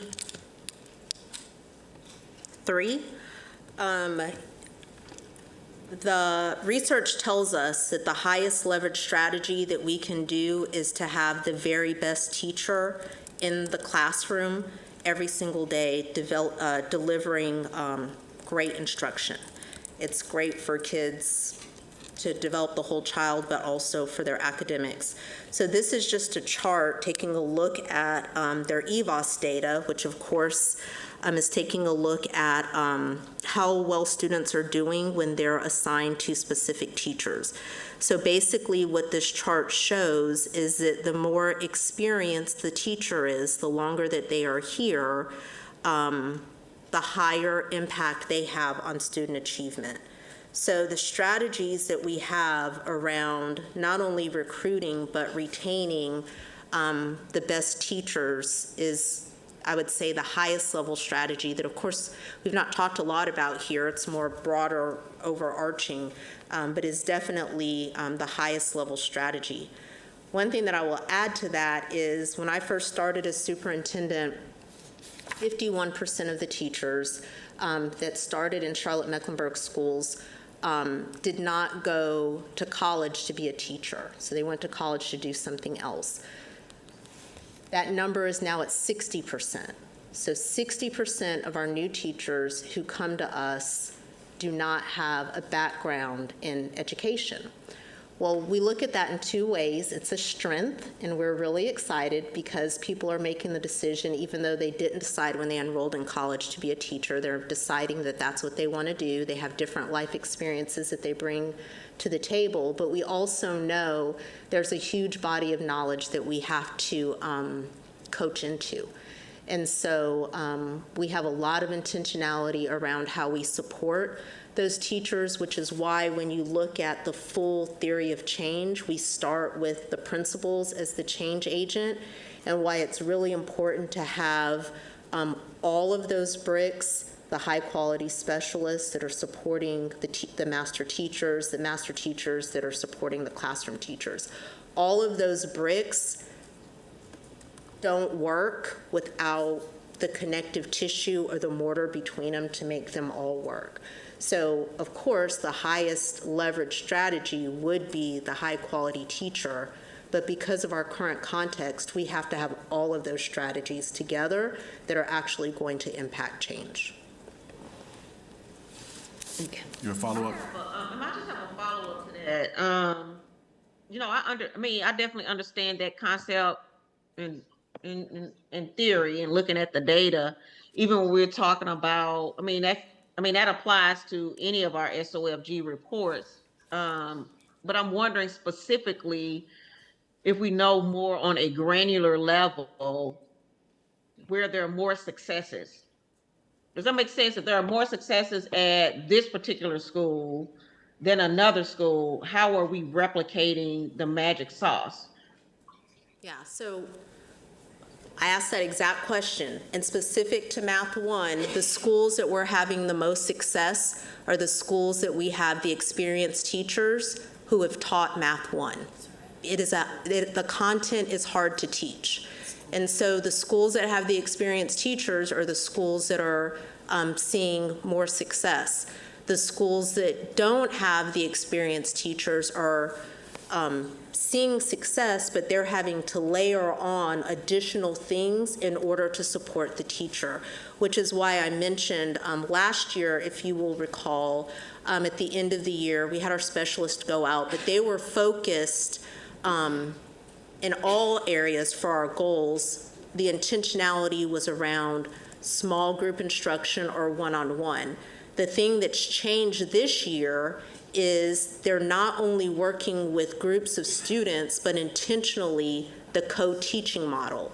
Because if we cannot support the teacher in the classroom to be a better teacher and understand the content and to get better at delivering the content, then the students will never be able to respond and in turn see the growth. So yes, what I said applies to every single content area, every single goal, but this goal in particular, the biggest struggle that we're having for Math 1 is the quality of a Math 1 teacher.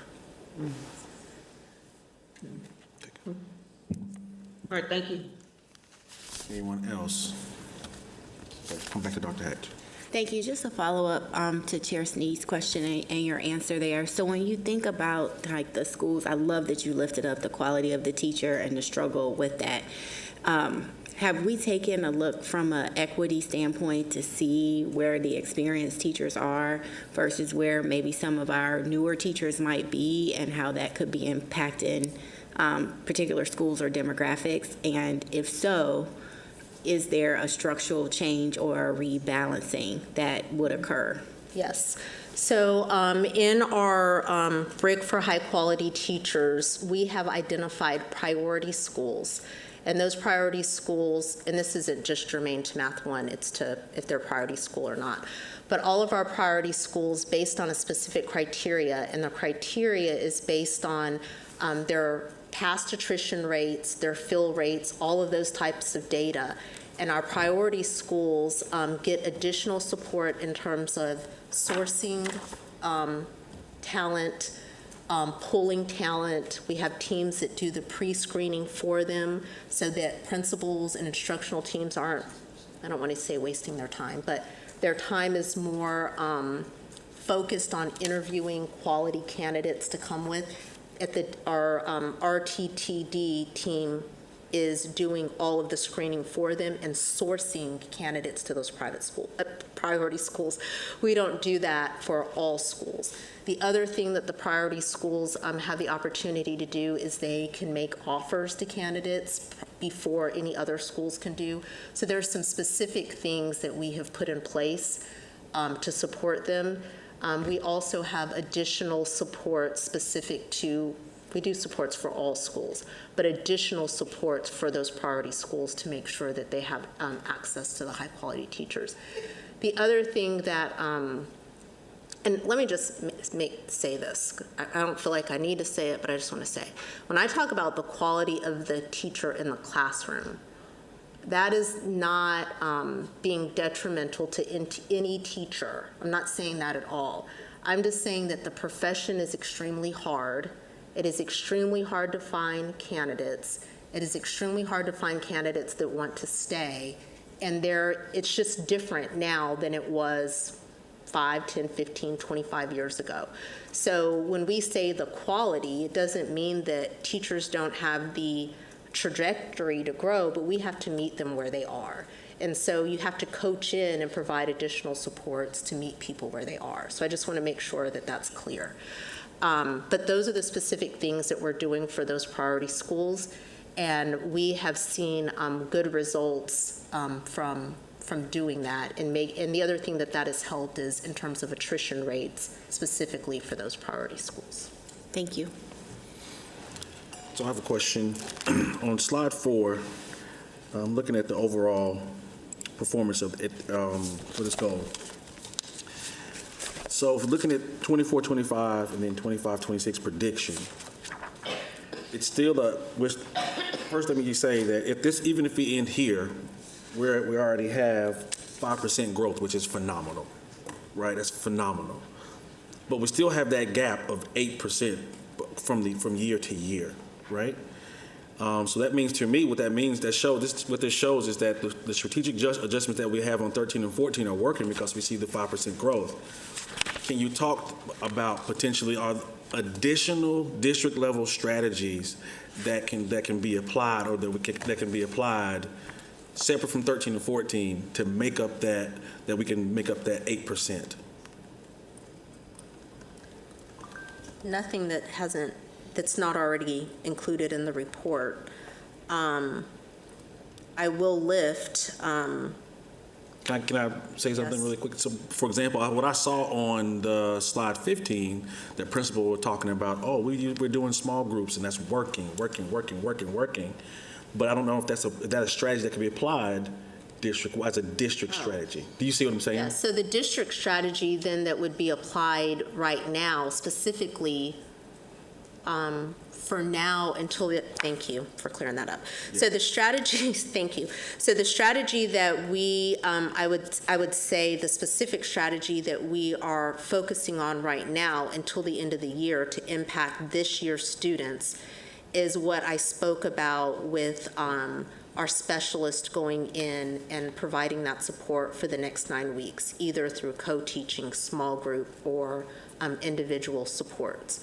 That is happening either 2 days, 3 days, or 4 days a week, with, of course, coming back with the planning.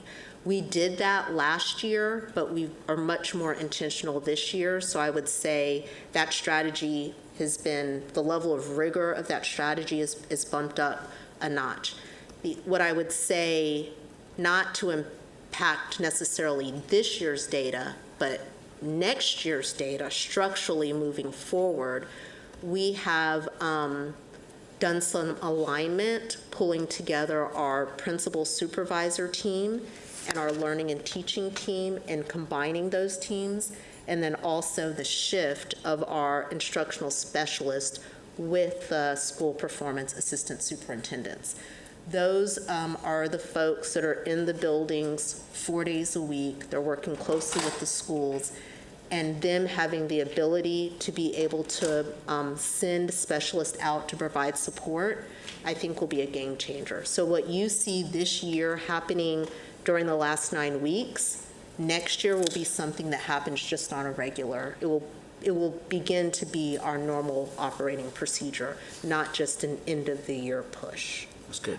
That's really good. Yeah, no, it's really good. So the instructional specialists, co-teaching, the small groups, those things are being implemented throughout the end of this quarter, but then next year, that may be a strategy that'll be done throughout the year. Yes, sir. That makes sense. Yes. Okay. Any other forward-facing questions? Board members, thank y'all for the engagement.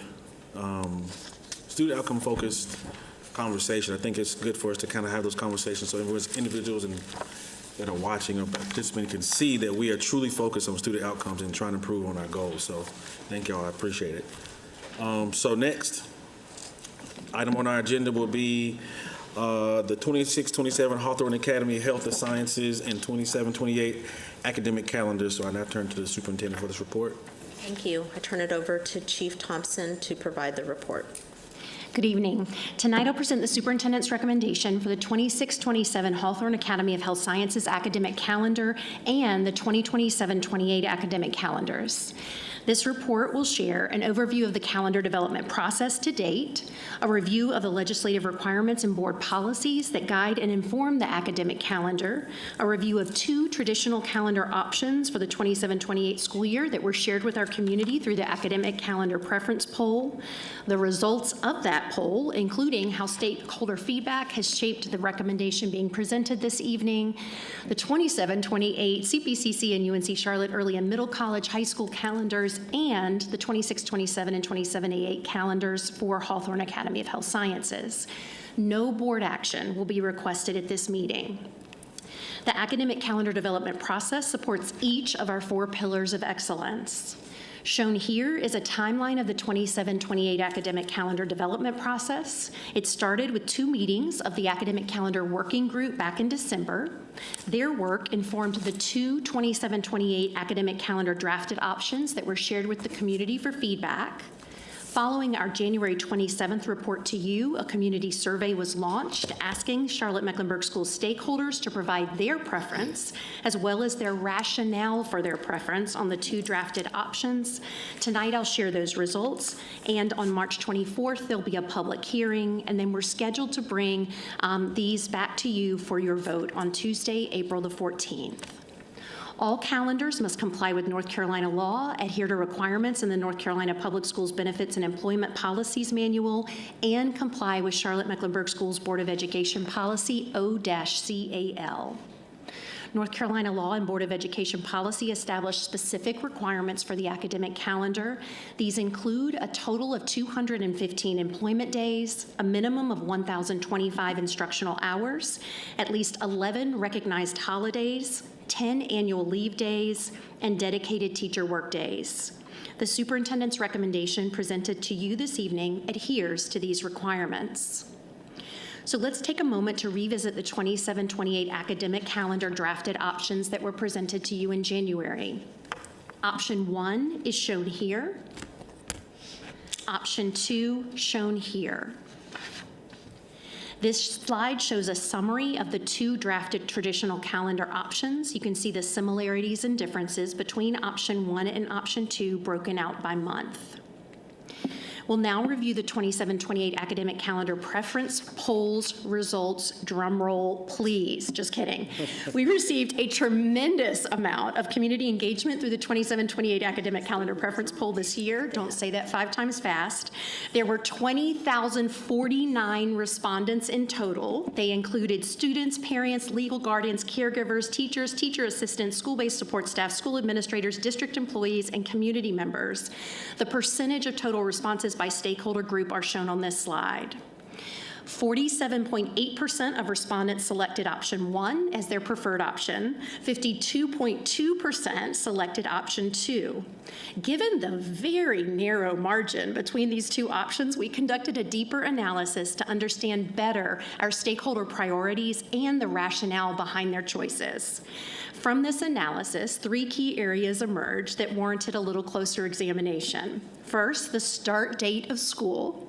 Secondly, the February teacher workdays. And third, the timing of spring break. So we're going to just spend a few minutes looking at those 3 things. We'll start with the start dates. 31.3% of students favored a later start date for school, starting on Thursday, August the 26th. All other stakeholder groups favored an earlier start date to school, starting on Tuesday, August the 24th. The rationale for the earlier start date is so that students and families can have 4 days versus 2 days to get back in the swing starting the school year and to support our school routines, such as kindergarten staggered entry. Next, we'll look at our February teacher workdays. The majority of students, parents, guardians, and community members favored 2 teacher workdays consecutively surrounding the President's Day holiday, creating a 4-day weekend. The majority of teachers, teacher assistants, school-based support staff, and central office staff favored having 1 teacher workday on Monday and 1 on Friday, creating 2 3-day weekends for students and families, Monday and Friday workdays for staff. And then finally, spring break. 28.9% of students favored an earlier spring break, the week of April 10th through 14th. All other stakeholder groups favored a later spring break, the week of April 14th through 21st. We were really curious about this one. When we read comments from students, we learned that students lifted concerns about the impact that a later spring break could have on the amount of instructional time between spring break and the start of their International Baccalaureate, IB, Cambridge, and Advanced Placement AP exams. Said differently, the later spring break would mean students would literally come back from spring break and start taking exams immediately. Students wanted, I'm sure our parents and other community members didn't think of that. Students wanted to be sure and have time to review when they return from spring break, bless you, prior to taking those very important college level exams. So putting all of that together, here is the superintendent's recommendation for the 27-28 academic calendar. This recommendation is a modified version of option 2, which did receive 52.2% of the vote, and it honors the aspects of option 1 that stakeholders liked while honoring option 2 as the preferred option. So tonight's official traditional calendar recommendation includes 6 teacher workdays at the start of the school year, the first day of school on Tuesday, August the 24th, at least 1 teacher workday at the end of every quarter, including at the end of quarter 1, 3 workdays, October 29th, November 1st, and November 2nd, 1 aligning with Election Day and giving people time to have parent-teacher conferences and to be able, for teachers to be able to reset now that they know students and are ready for quarter 2. A full 2-week winter break, 2 workdays around President's Day holiday, Monday, February 21st, and Tuesday, February 22nd. The earlier spring break, Monday, April 8th, and through Friday, April 14th, with a teacher workday on Monday, April 17th, given the holiday that some celebrate on April the 16th, and the last day of school on Wednesday, June 7th. This option also, as part of our regulation, honors diverse religious holidays noted with a teacher workday, an annual leave day, or a holiday. Those include Yom Kippur, Diwali, Christmas, Passover, Vaisakhi, Good Friday, and Easter Monday. This slide, minuscule in font, shows a summary of those 2 options. In tonight's recommendation, you can see those differences in option 1 and 2, and then ultimately the superintendent's recommendation. Now we'll look at early and middle college calendars for our CPCC and UNCC schools. The drafted CPCC calendar complies with North Carolina law, Board of Education policy, and is aligned to Central Piedmont Community College's 27-28 calendar. The UNC Charlotte also complies with North Carolina law, Board of Education policy, but is aligned with UNC Charlotte's 27-28 academic calendar. And last but certainly not least, I want to talk to you about 2 calendars for Hawthorne Academy of Health Sciences. We need to revise the 26-27 calendar because starting in 26-27, Hawthorne Academy of Health Sciences will be an early college affiliated with Carolinas College, who also has their own calendar. So we need to revise next year's calendar to align with the Carolinas College calendar so that students can fully participate in the coursework. So the revised 26-27 calendar is shown here, complies with North Carolina law, Board of Education policy, and is aligned to Carolinas College 26-27 calendar. Similarly, the recommendation for the 27-28 Hawthorne Academy of Health Sciences calendar is shown here. Next steps, on March 24th, we'll have a public hearing. We're scheduled to bring the 27-28 academic calendars and the revised 26-27 Hawthorne Academy of Health Sciences calendar to you for your vote on Tuesday, April 14th.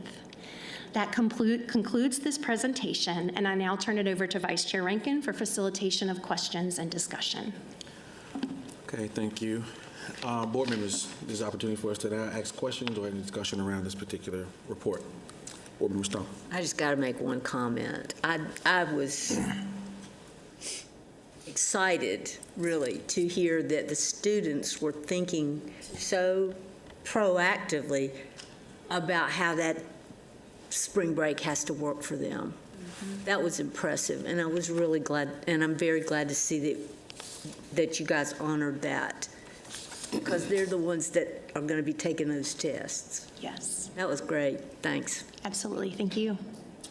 Board Member Shipp. Yeah, and the biggest thing for me was the student input. To see it was higher than anyone else's, that says a lot about how students are invested and want to be heard in their own learning. So I think that was great that you took time to say why, to find out why. And so that was a good piece of the calendar, to ask those questions when you saw that data. So thank you. Well, and if I may add, we learned something new this year related to student input. We've not traditionally had a lot of students who have participated in the preference poll, but we learned this year that we can push it out through Canvas. So when students log on, they see that pop up, and it happened during the inclement weather. So students were really on Canvas, and so we got lots of responses from students. But these are the things we learned that I think are really good to know how to make sure we're reaching students in the best way possible to be able to get their input. And look what they did. They showed up. So thank you for that. Thank you. Board Member Hatch. Yes, I think there's so much that we're doing right now as it relates to community engagement, and I've talked to several folks that really don't think that we're listening, even through all of the different processes. And so I think this is a great example of you didn't just take the easy button and say option 2 was the highest. You're like, let's dig a little bit deeper. And so I really hope that our community sees the way that you walk through this data to lift up all the voices. And I think it was brilliant the way that you all did a second recommendation, so thank you for that. Absolutely, and thank you to the strategy team for leading this work. Executive Director Danielle Miller did a tremendous job. Board Member Haynes. So I have a question about the half-day work days. I didn't hear any mention of that. They're gone. No. So in January, when we reported out, one of the things that the calendar working group told us in December was that the half-days are really tricky. And Dr. Hatch, to your point, it wasn't just parents or principals, it was everybody. And so in this calendar option, what you see is that we've exchanged those half-days for 2 full days. So what were 4 half days are now 2 full-day teacher work days. And I really am excited to see the impact, especially of that fall 3 teacher work days in a row, because oftentimes it's hard to engage in really good professional development, like we heard about with our SOFG monitoring report tonight, in just 1 day. And so I think there's great opportunity for deeper learning, and I think it's honoring the feedback of our working group. That was my way of highlighting that. Thank you, Board Member Haynes. HR. Okay, well, first of all, thank you for sharing this. I was one of those students during the inclement weather who was very bored and actually ended up voting for this, and I'm very appreciative that there is an explanation behind all of this. This is very informative. And so I want to ask specifically regarding the IB exams and the spring break rule. That was helpful as well. What metrics will CMS use to evaluate whether the Hawthorne calendar improves students' outcomes or learning opportunities? So for Hawthorne Academy of Health Sciences, we'd be using similar metrics to what we use for the state accountability model for school performance grades, proficiency, and growth. And then we'd also be looking at metrics like we look at it during our monitoring reports for goals 1, 2, 3, and 4 to be able to evaluate student learning. Okay, thank you. Absolutely, thank you. I have one more question, unless we have any more. But we're in a forever changing political climate. Just so happen, let's say there's some shifts in thought process around calendar flexibility at the Raleigh level. How much leeway would we need if we say we wanted to revisit, say, the 27-28, if something around calendar flexibility changes at the state level? It would be tricky for me to say at this moment, we would need this number of days or these number of months. What I can say to you is we've done one trial run at that when we thought perhaps when we were mocking up models last summer, maybe before, around the potential for calendar flexibility. So we have practice at being able to know what might work and what would not work. I think the trickiest part is knowing how much change our stakeholders, both internal stakeholders and external stakeholders, would be okay with given a time frame. And let me say that better. There are many people who take our calendars as soon as they go onto the website and plan vacations and trips 1 to 2 years out. And when I say people, I say employees, and I also say internal folks. And so I think it'll really matter how we, if changes were ever made, how we engage people and being able to figure out what's possible and under what timeline. So I'm really not answering your question, but a commitment to try and to evaluate the situation should it arise. Yes. Any other questions? Hopefully, at some point, we'll be able to get some full flexibility. We could certainly bring more recommendations back, though, for consideration if we have the time and are able to do so. Yeah. Go ahead, Charlie. Second question. If any issues are to arise in the calendar, say from students or parents or educators, do we plan to let it play out, revise it? How do you plan to address those? For these recommendations, if folks have any feedback around these calendars, we invite them to provide that feedback through the public hearing that'll happen at this board meeting on March the 24th. They're also welcome to contact us through Let's Talk on the website, and we'll chronicle that feedback. And then the final recommendation that we would bring for your vote would include any feedback we get between now and then. We're hopeful that folks gave us the feedback on the front end and feel really good about the recommendation that we are presenting this evening as being representative, though. Okay. Any other discussion around this topic? Okay. Thank you. So I now turn to the superintendent for the 2026-27 budget report. Thank you. We've been engaging around the topic of budget for several months through the form of work sessions. And so this evening we are having a budget report by our finance team. So at this time I'll turn it over to Chief Financial Officer Kelly Klutz. Thank you, Dr. Hill. Good evening. Tonight's budget report is a continuation of conversations we've been having with the board over the last several months. You may hear some information that may sound familiar, and that's okay. That's actually intentional as we continue working through the process and preparing for the superintendent's budget recommendation at our next meeting.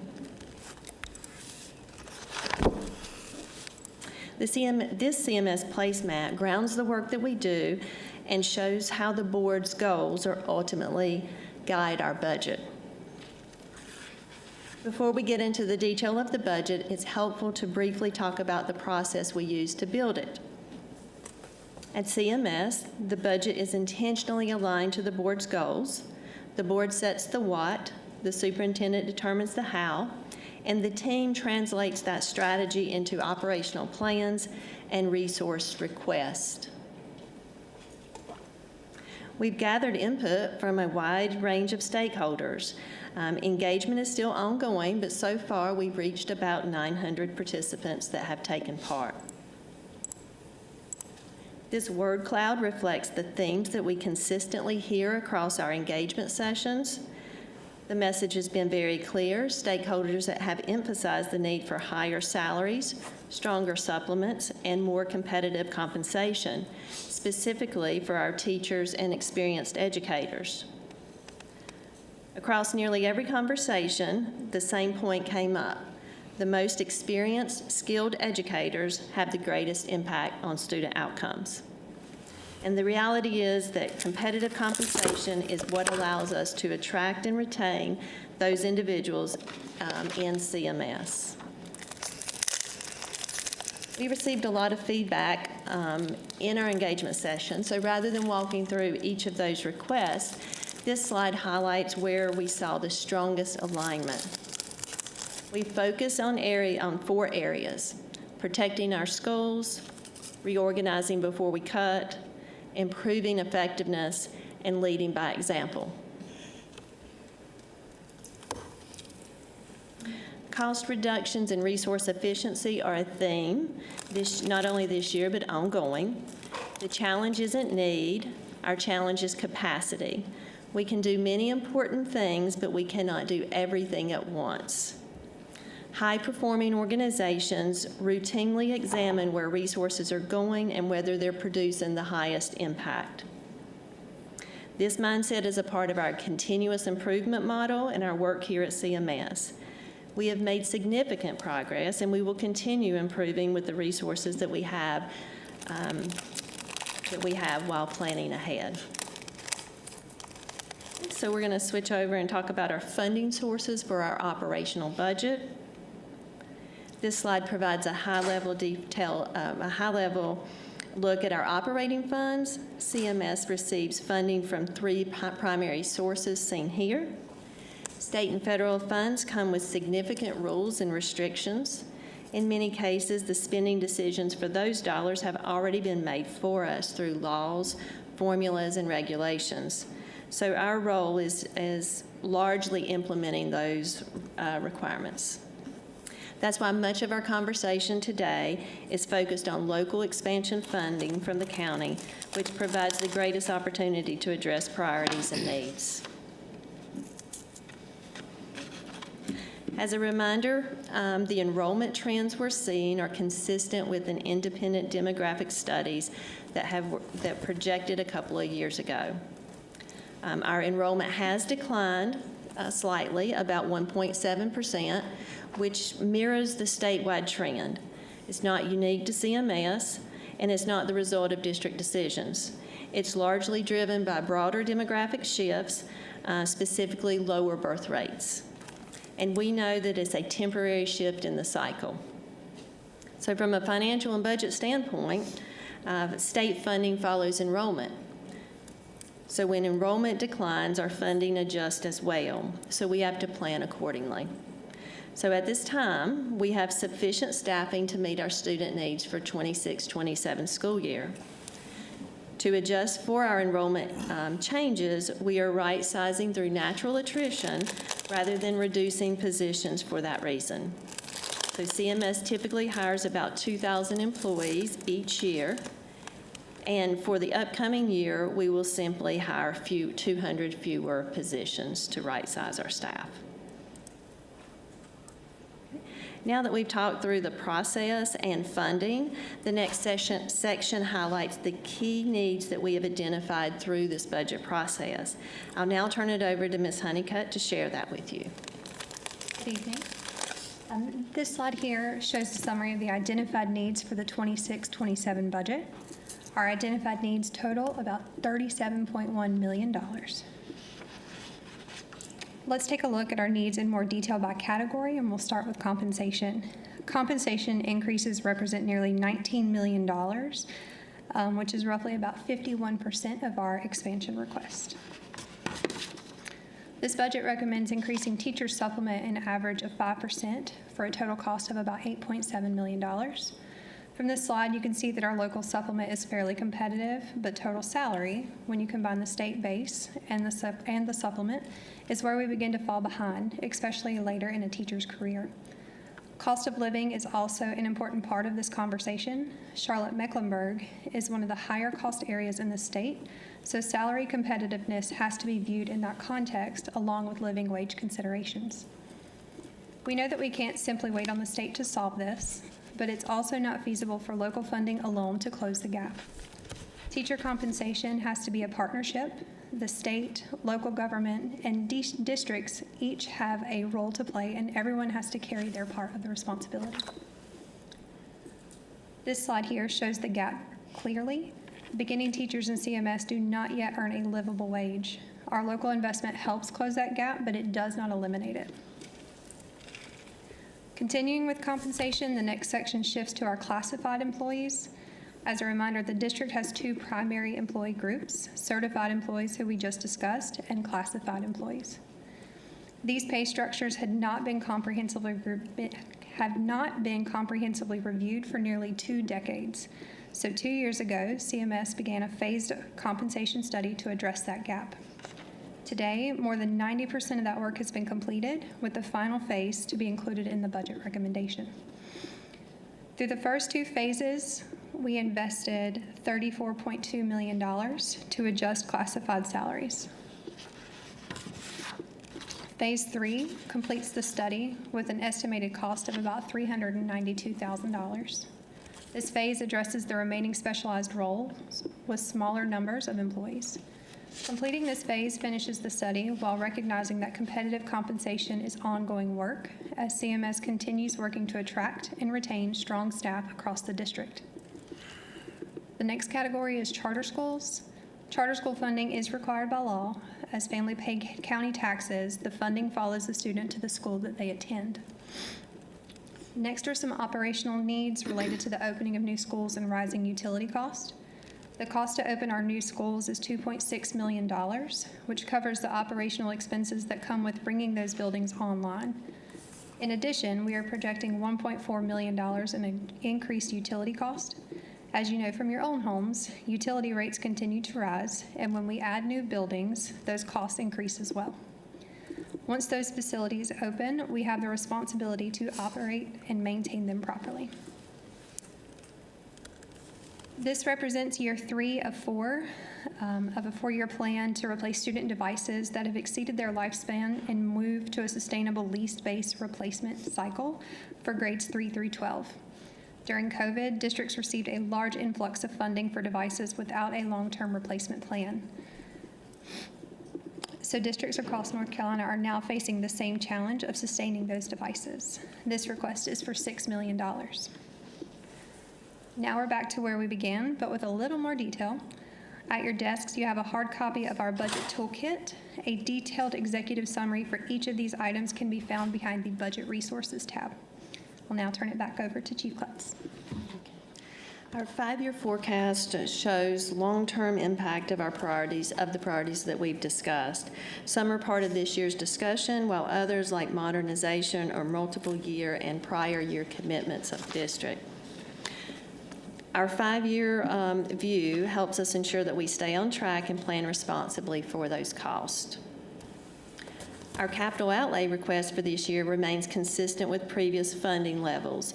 We are again seeking $32.9 million to address essential facility needs, including upgrades to safety and security, roofing replacements, plumbing updates, and HVAC improvements.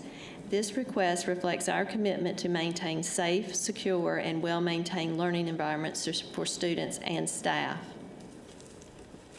Our $32.9 million capital outlay request funds an estimated 305 projects that were identified using the facilities data from our deferred maintenance list and the needs outlined in the facilities condition assessment. The largest investments focus on HVAC and site improvements, with targeted work in plumbing, roofing, flooring, and electrical, and paving as well.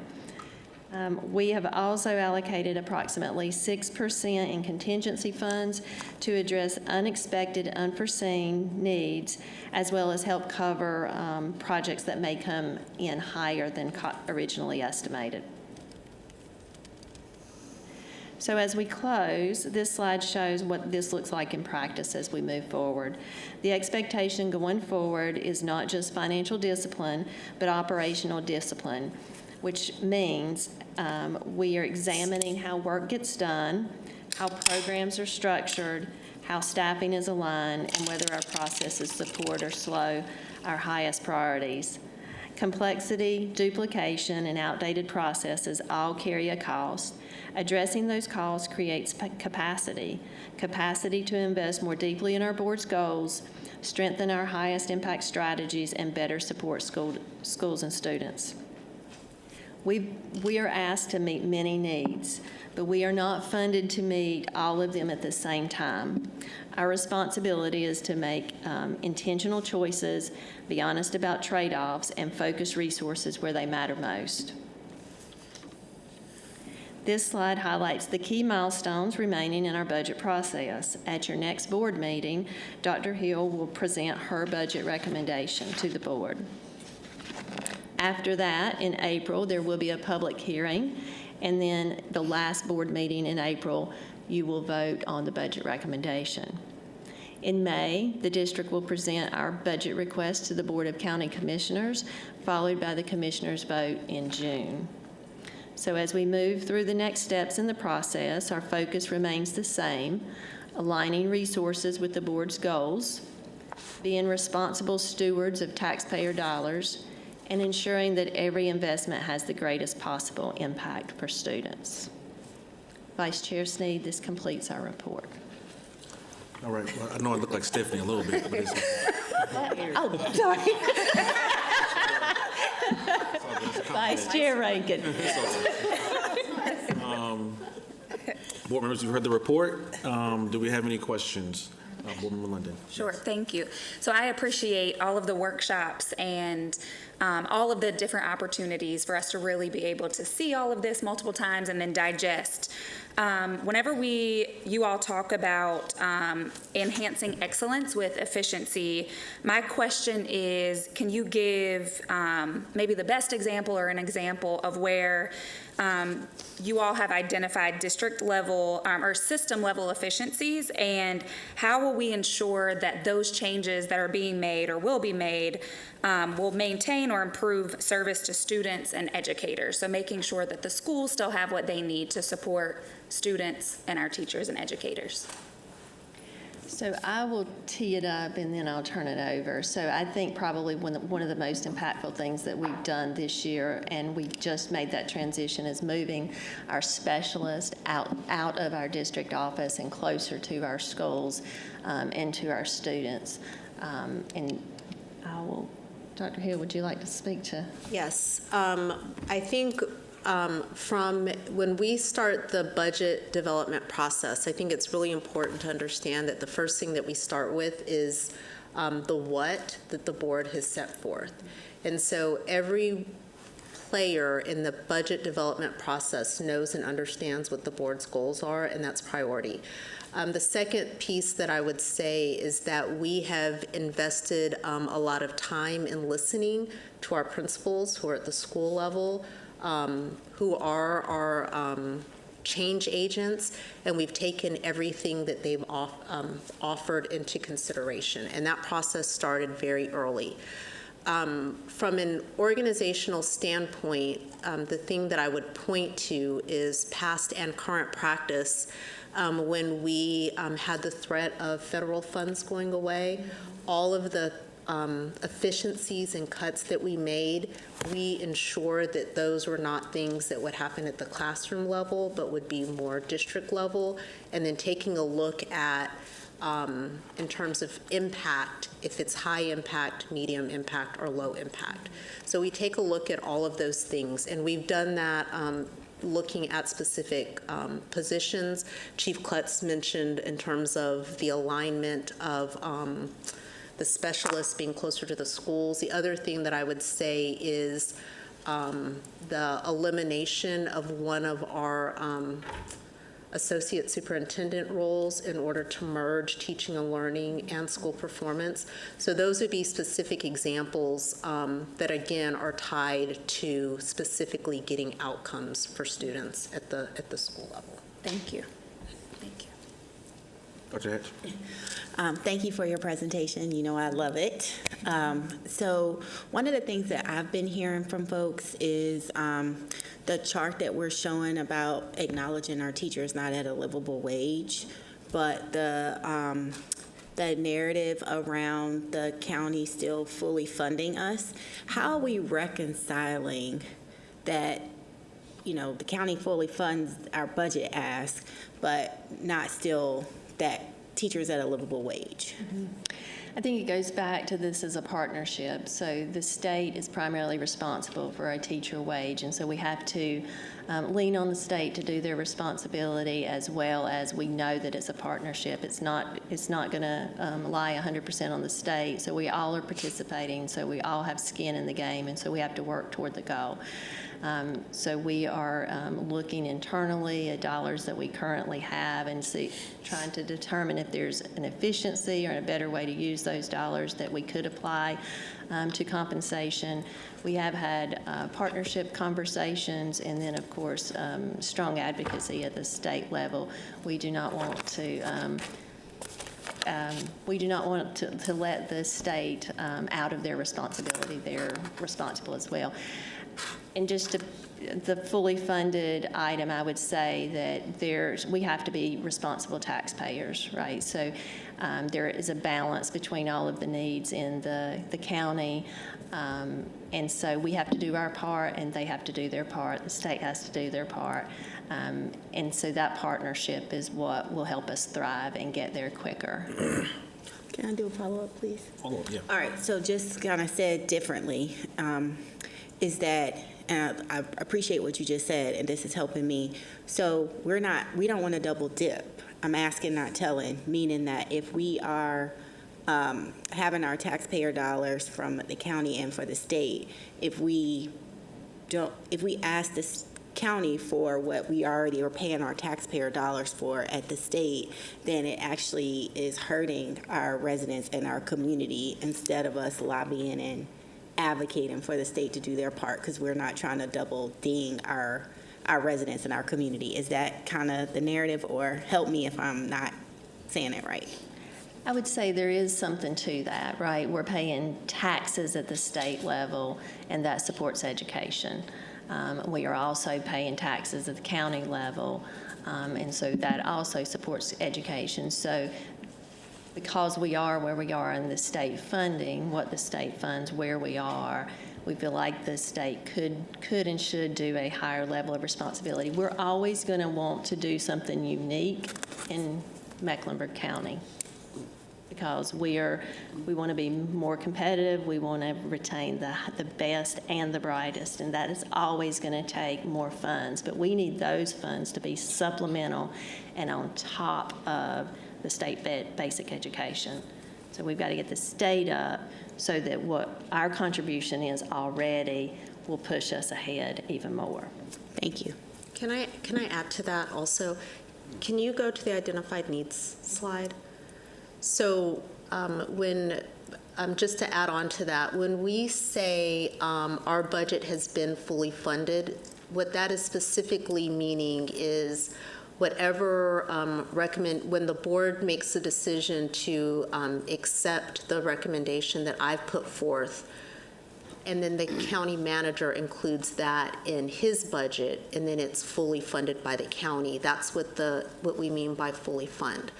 But the thing that I do want to call out is this represents our need. So everything on here are things that we need. So one of the things that I always say is we can have anything we want, but we can't have everything we want.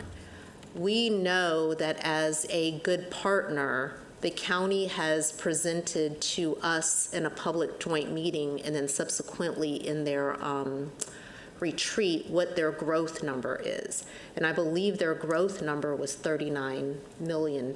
So understanding that they have multiple funding, they have multiple partners they have to fund, we also have to be responsible in our ask. So, in other words, said differently, do we believe that that number that's there for teacher supplement is where we need to be? We could ask for more, but we would have to look at the other things that are here and decide what we're not going to do.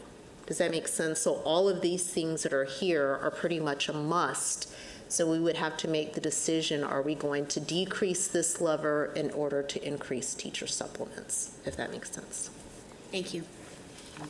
Board Member Stone. Quick question. I'm curious about the feedback you're getting from the engagement things. Have you changed? How is this modified? Do you anticipate more changes, tweaks, whatever?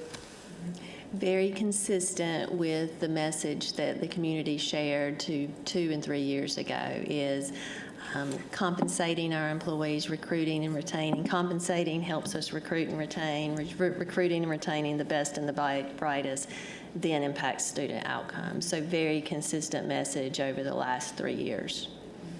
Okay. Board Member Haynes?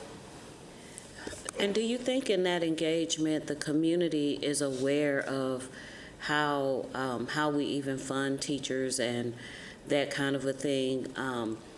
I know what the answer to that question is, but I really want it to be on public record and to be fully articulated, because I think when we ask our community questions, sometimes we don't fully, they may not fully understand how complex this is. So yes, probably 10 years ago, you know, I was, as a parent, I didn't really understand all that goes into that and the dynamics.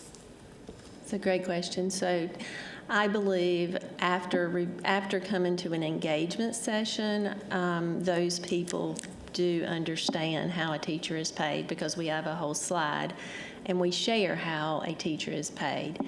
Now, the general community, I do not believe understands how a teacher is paid. We did review that in the open board meeting last year at this time during budget season, and I can certainly bring that back next meeting and share that as well for the public's benefit. Excuse me.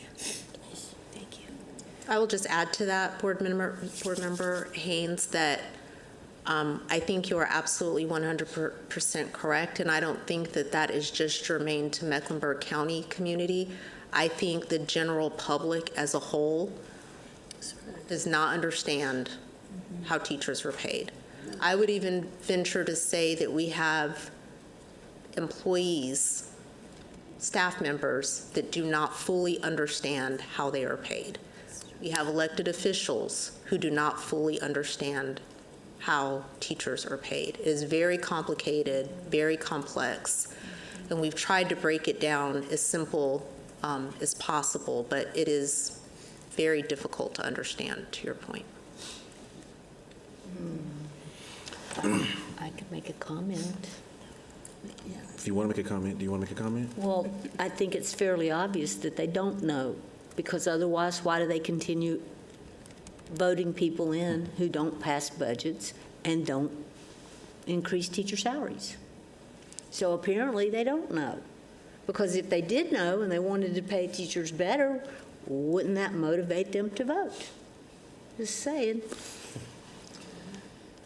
I have a follow-up. Looking at slide 27, the number of capital funding requests. Can you talk through in the category of site improvements on the, well, it says 27 on my, that's the capital, yep, keep going. Yep. What are site improvements? What is that in that category? What does that include? A site improvement can be anything from ADA access, meaning that we have to improve the handicap accessibility with sidewalks, all the way to tennis court refinishing, upgraded athletic fields. It could be numerous things. So what we did was to get this 305, we looked at what the FCA was telling us, and we also looked at our trend for this year, because note these 305 are estimated projects. They're not necessarily identified. Once we have received funding, then we'll go through the FCA and look through that and make an actual identified list of projects. And just for clarity, these are the projects that we see here are buildings that we are currently in that pretty much are just like maintenance that has to be done, because if not, we'll fall behind even more. Is that right? That's correct. Okay. Because there was talk about demolition of buildings and things of that nature. That's not included in the site improvement, is it?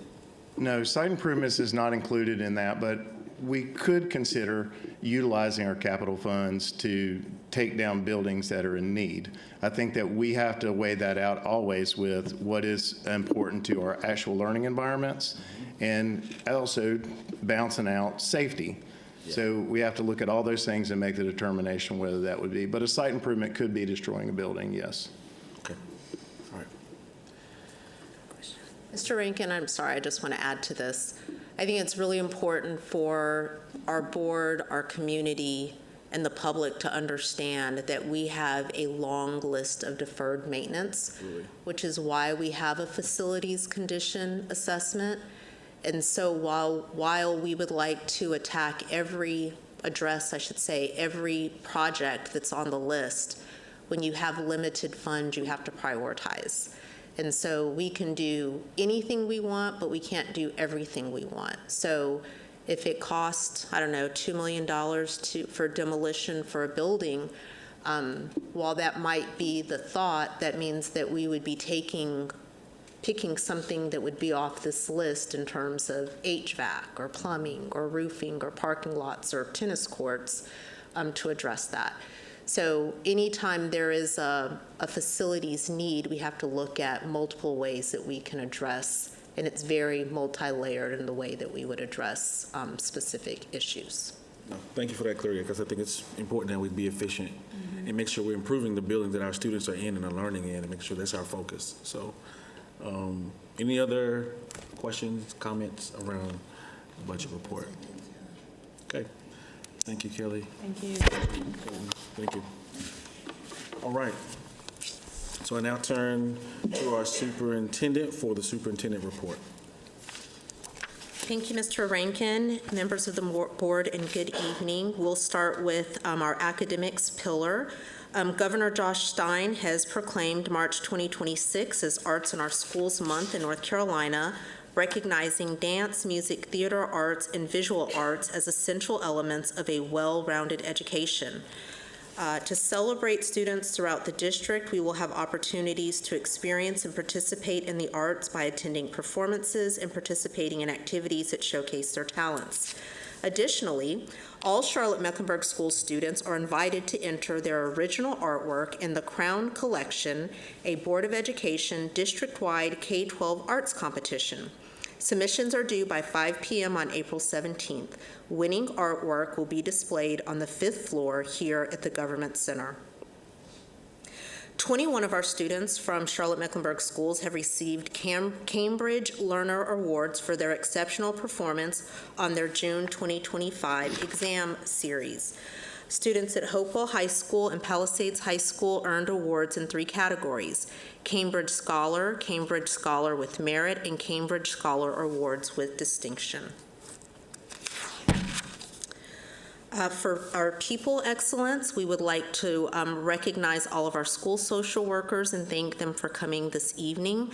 And also again recognize Elisa Henderson, who was our CMS School Social Worker of the Year. She serves at DJV at Parkside and Irwin Academic Center. This week, Charlotte-Mecklenburg Schools is also celebrating our assistant principals. Our APs work tirelessly behind the scenes to create schools where students thrive and educators feel supported. There are mentors, advocates, visionaries, and champions for every student, family, and staff member in our schools, and we offer our gratitude for everything that they do. Congratulations to the more than 200 CMS educators who earned or renewed their national board certification, which is a significant professional achievement that reflects their commitment to excellence in teaching. 121 educators earned their national certification, which is a 64% increase over last year and the highest number of new nationally board certified teachers reported in our district since 2010. Additionally, we had an additional 82 educators successfully renew their certification. We will celebrate these distinguished educators at a special ceremony this Thursday. Congratulations are also in order for the Charlotte-Mecklenburg Schools Communications Department. The team earned 10 Blue Ribbon Awards for Communications Excellence from the North Carolina School Public Relations Association earlier this month. They won awards in the following categories: excellence in writing, electronic media, and digital media engagement. Last week, we celebrated National School Breakfast Week, and we'd like to thank everyone in our school nutrition department for the great service they provide to our students every single day. A quick reminders, our seniors are invited to attend the 2026 CTE Futures Fair, which is scheduled for March 24th at Bank of America Stadium. This is a great chance for students to connect with employers who are actively hiring high school graduates for full-time positions. Come learn about exciting career paths, meet recruiters from leading companies, and get resume writing assistance and have your professional headshots taken. Register with your high school career and technical education coordinators or online at our district website. Our CMS Foundation will present its 8th Teacher Talks event, which is called Fracture, on March 26th. It will be held at the Dale F. Halton Theater on the campus of Central Piedmont Community College. We hope everyone will join us. And finally, we would like to remind everyone of the ongoing engagement sessions being held to gather input and share information about the draft plan in response to the 2024 comprehensive review. We have multiple sessions. Please make sure you check out our website and attend. This concludes my report. Thank you, Dr. Hill. Okay, board members, now it's time for board reports. As you know, we have 2 minutes per report, so do anyone have board reports? Okay, I'll go to Ms. Shipp and then Ms. Haynes. Yes, I was really glad to have the opportunity to attend the Board of Directors meeting in Raleigh this past Thursday, Friday. It was a wonderful meeting, a long agenda, but a very good agenda. One important thing we talked about was the North Carolina School Board Association is looking at a resolution urging the General Assembly to pass a budget and address the school employee raises. And so this is major. And we're also asking all of the other counties across the state to get on board with us to do a resolution to urge the General Assembly to pass that budget. We know how important it is to teacher pay, and that was brought up over and over again. The meeting was so well attended, but also we saw so many alignments with what we all know is important for our educators and for our schools in the district. So this meeting was really very, very worthwhile. And we even talked about something I think you might find interesting, was whether high school students are going to school too early, and we should look at changing that time. Although we said transportation is a big issue across the state and buses, but I thought that was interesting that that came up about can we change the time for our high school students going to school too early and getting more rest. So it was, many things were brought up, but those were some of the key things. Thank you. Thank you, Ms. Shipp. Board Member Haynes. Thank you, Chair Rankin. I want to say I'm having the time of my life serving on the Board of Education. I'm really thrilled that I get the opportunity to do things like I did earlier this week, where I was able to deliver the keynote speech for a very special graduation. It was for a vocational school called NCIA. And people who graduate from NCIA take a 17-week vocational training, and 100% of those people actually have beaten some incredible odds. You name it, many of them have gone through it, but now they're members of the skilled trades now. They were very proud of themselves, and they gave me the honor of delivering the keynote speech. One final thing about that is that sometimes you think of just children, families, and that kind of a thing when you serve on the board. But that was a big reality check for me, because many of those folks have children in CMS. So what that means to those children is that they now will have a parent who's making a livable wage and able to support them as well. Again, I'm extremely proud to support and be a part of District 2 School Board, and that's my report. Thank you. Thank you, Board Member Haynes. Board Member Stone.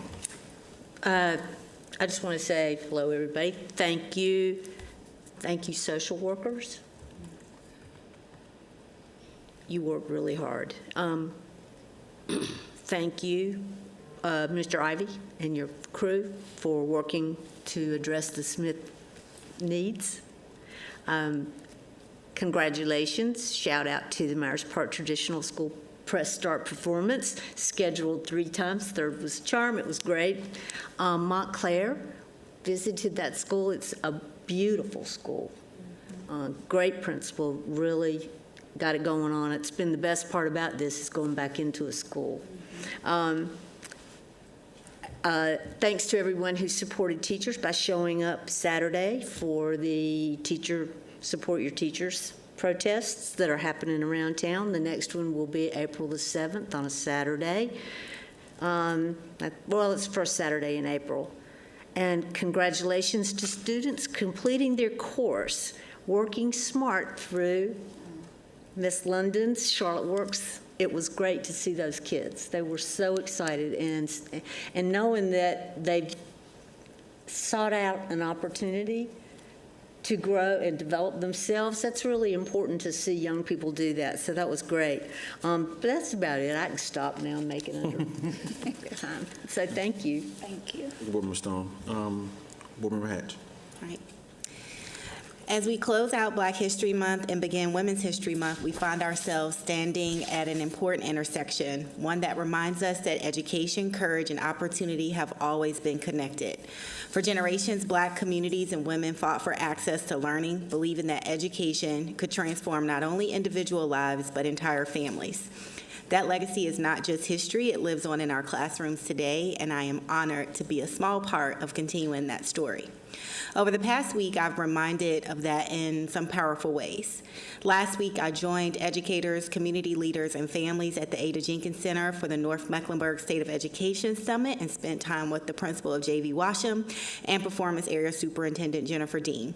What stood out to me wasn't just the data or the presentations, it was the room itself. A room filled with people who care deeply about the future of our children and who understand that when schools and communities align, students rise. And then Friday, I had the joy of starting the day at Blythe Elementary School, celebrating Read Across America Day. I helped work the carpool line, greeting families as students arrived with the DJ. I joined the morning announcements, and I spent time talking with fifth graders about who they chose to represent for Black History Month, including Marvin Gaye and Madam C.J. Walker. Standing there in that carpool line, watching students walk into school with their backpacks and their stories and their potential reminds you that education is not just about policy. It's the daily rhythm of our families and our community. It's parents dropping their child off before work. It's teachers welcoming them into the classroom. And it's community showing up to support what happens next. And as I'm deepening my experience about the district, I want to hear about yours and invite District 1 families to join our virtual family and community listening session on March 26th. I want to hear directly from you because progress happens when communities stay engaged. And I'll close with the reminder that continues to guide my work. Children cannot wait for adults to get comfortable. They need us to get courageous about how we listen, partner, and lead. Thank you. Thank you. I'm sorry. Good evening, everyone. I'm going to keep tonight's board report short and sweet, just like me. Tonight is the 6th board meeting of my term, and I believe it's finally an appropriate time to acknowledge the support and encouragement of my fellow board members. It's not easy being the youngest in the room, but each and every one of you has been nothing but welcoming, and I wanted to take a brief moment to thank you for that. Earlier today, I had the opportunity, thanks to Ms. Amy Farrell, to meet with the members of the Charlotte Youth Council, a very rewarding experience. I had the chance to talk about my role as a student advisor, which I couldn't do without the help of you all. So to my students, I want to thank you all for taking the initiative to play a role in your education. I can assure you that with the help of these amazing individuals, I will continue to try my best to be with each of you every step of the way, and I'm always willing to hear your concerns. I know the season brings change, new assignments, and certainly new adjustments, but what I've learned sitting in this seat is that every decision made at this table is rooted in a desire to serve students well. And as we navigate these transitions together, I hope we continue leading with empathy, communication, and trust. So thank you all for having the opportunity to represent and support the students of Charlotte-Mecklenburg schools. Have a great evening. Thank you. Thank you. I want to take the time to first thank Esperanza Global Academy for allowing me the opportunity to come read to their students. I want to thank Ms. Howard, Ms. Lundy, Ms. Harris, Ms. Gonzalez, Ms. Osorio, and Ms. Liz for allowing me to engage with their students. I really appreciated reading to your students. That was a great time. I also want to take a moment to express my deepest gratitude to the extraordinary women of Charlotte-Mecklenburg schools. Every day, women across our district, educators, administrators, support staff, bus drivers, cafeteria employees, custodians, and volunteers, pour your talents, compassion, and dedication into the lives of our students. Because of your commitment, our district continues to be recognized as one of the finest in the country. We also stand on the shoulders of the women throughout history who fought for equal access to education, who broke barriers in leadership, and who reshaped what opportunity looks like. Their courage and vision of these women laid the foundation for the progress we continue to make today. I want to offer a special appreciation to my fellow women board members. Your leadership, commitment, and unwavering focus on students strengthen our governance and help guide this district with purpose and care. It's an honor to serve along each of you. And last but not least, to my wife, Veronica, my daughters, Imani, Nia, and Jada, I am grateful for you. I'm inspired by you. I am better because of you. Happy Women's History Month. All right. Thanks, Steve. Yeah. Okay, next month. All right. We have one action item left on our agenda, which is modification to policy B-POL, political solicitations in schools. So I turn to Board Member Hatch as a member of the Policy Committee to make a motion. This is reported out of committee, so it does not require a second. Thank you, Vice Chair Rankin. I move to approve the proposed modifications to policy B-POL, political solicitation in schools. The proposed modifications creates a new exception regarding visits of elected officials during school hours in the calendar year of their election. The exception permits the superintendent or their designee to approve a North Carolina Legislators and School Week event once per year that allows for members of the North Carolina General Assembly to participate. The Policy Committee met and considered these modifications at our March 5th, 2026 meeting and voted to recommend fast-tracked approval by the full board. Dr. Hatch, would you like to speak to your motion? I will just say to my fellow board members, for awareness of just a reminder of the policy that kind of restricts candidates from going into our schools during the year that they're on the ballot. We wanted to make sure that our elected officials that participate in the North Carolina General Assembly's week, which is it's already like a general legislator or kind of, I don't know the exact word that's out there, that our elected officials, it's a tradition that they participate in, and we did not want to restrict our elected officials from being a part of championing our public schools. Thank you. Any other discussion around this? Okay. Is there such, I'll call for the vote. All in favor of the motion, please raise your hand. You keep your hands raised until the vote is counted. Chair Snead, can you say yes if you support? Yes. Okay. All right. It's unanimous. All right. Thank you, board members. Being there no further business, the meeting is adjourned. Wonderful. Thank you.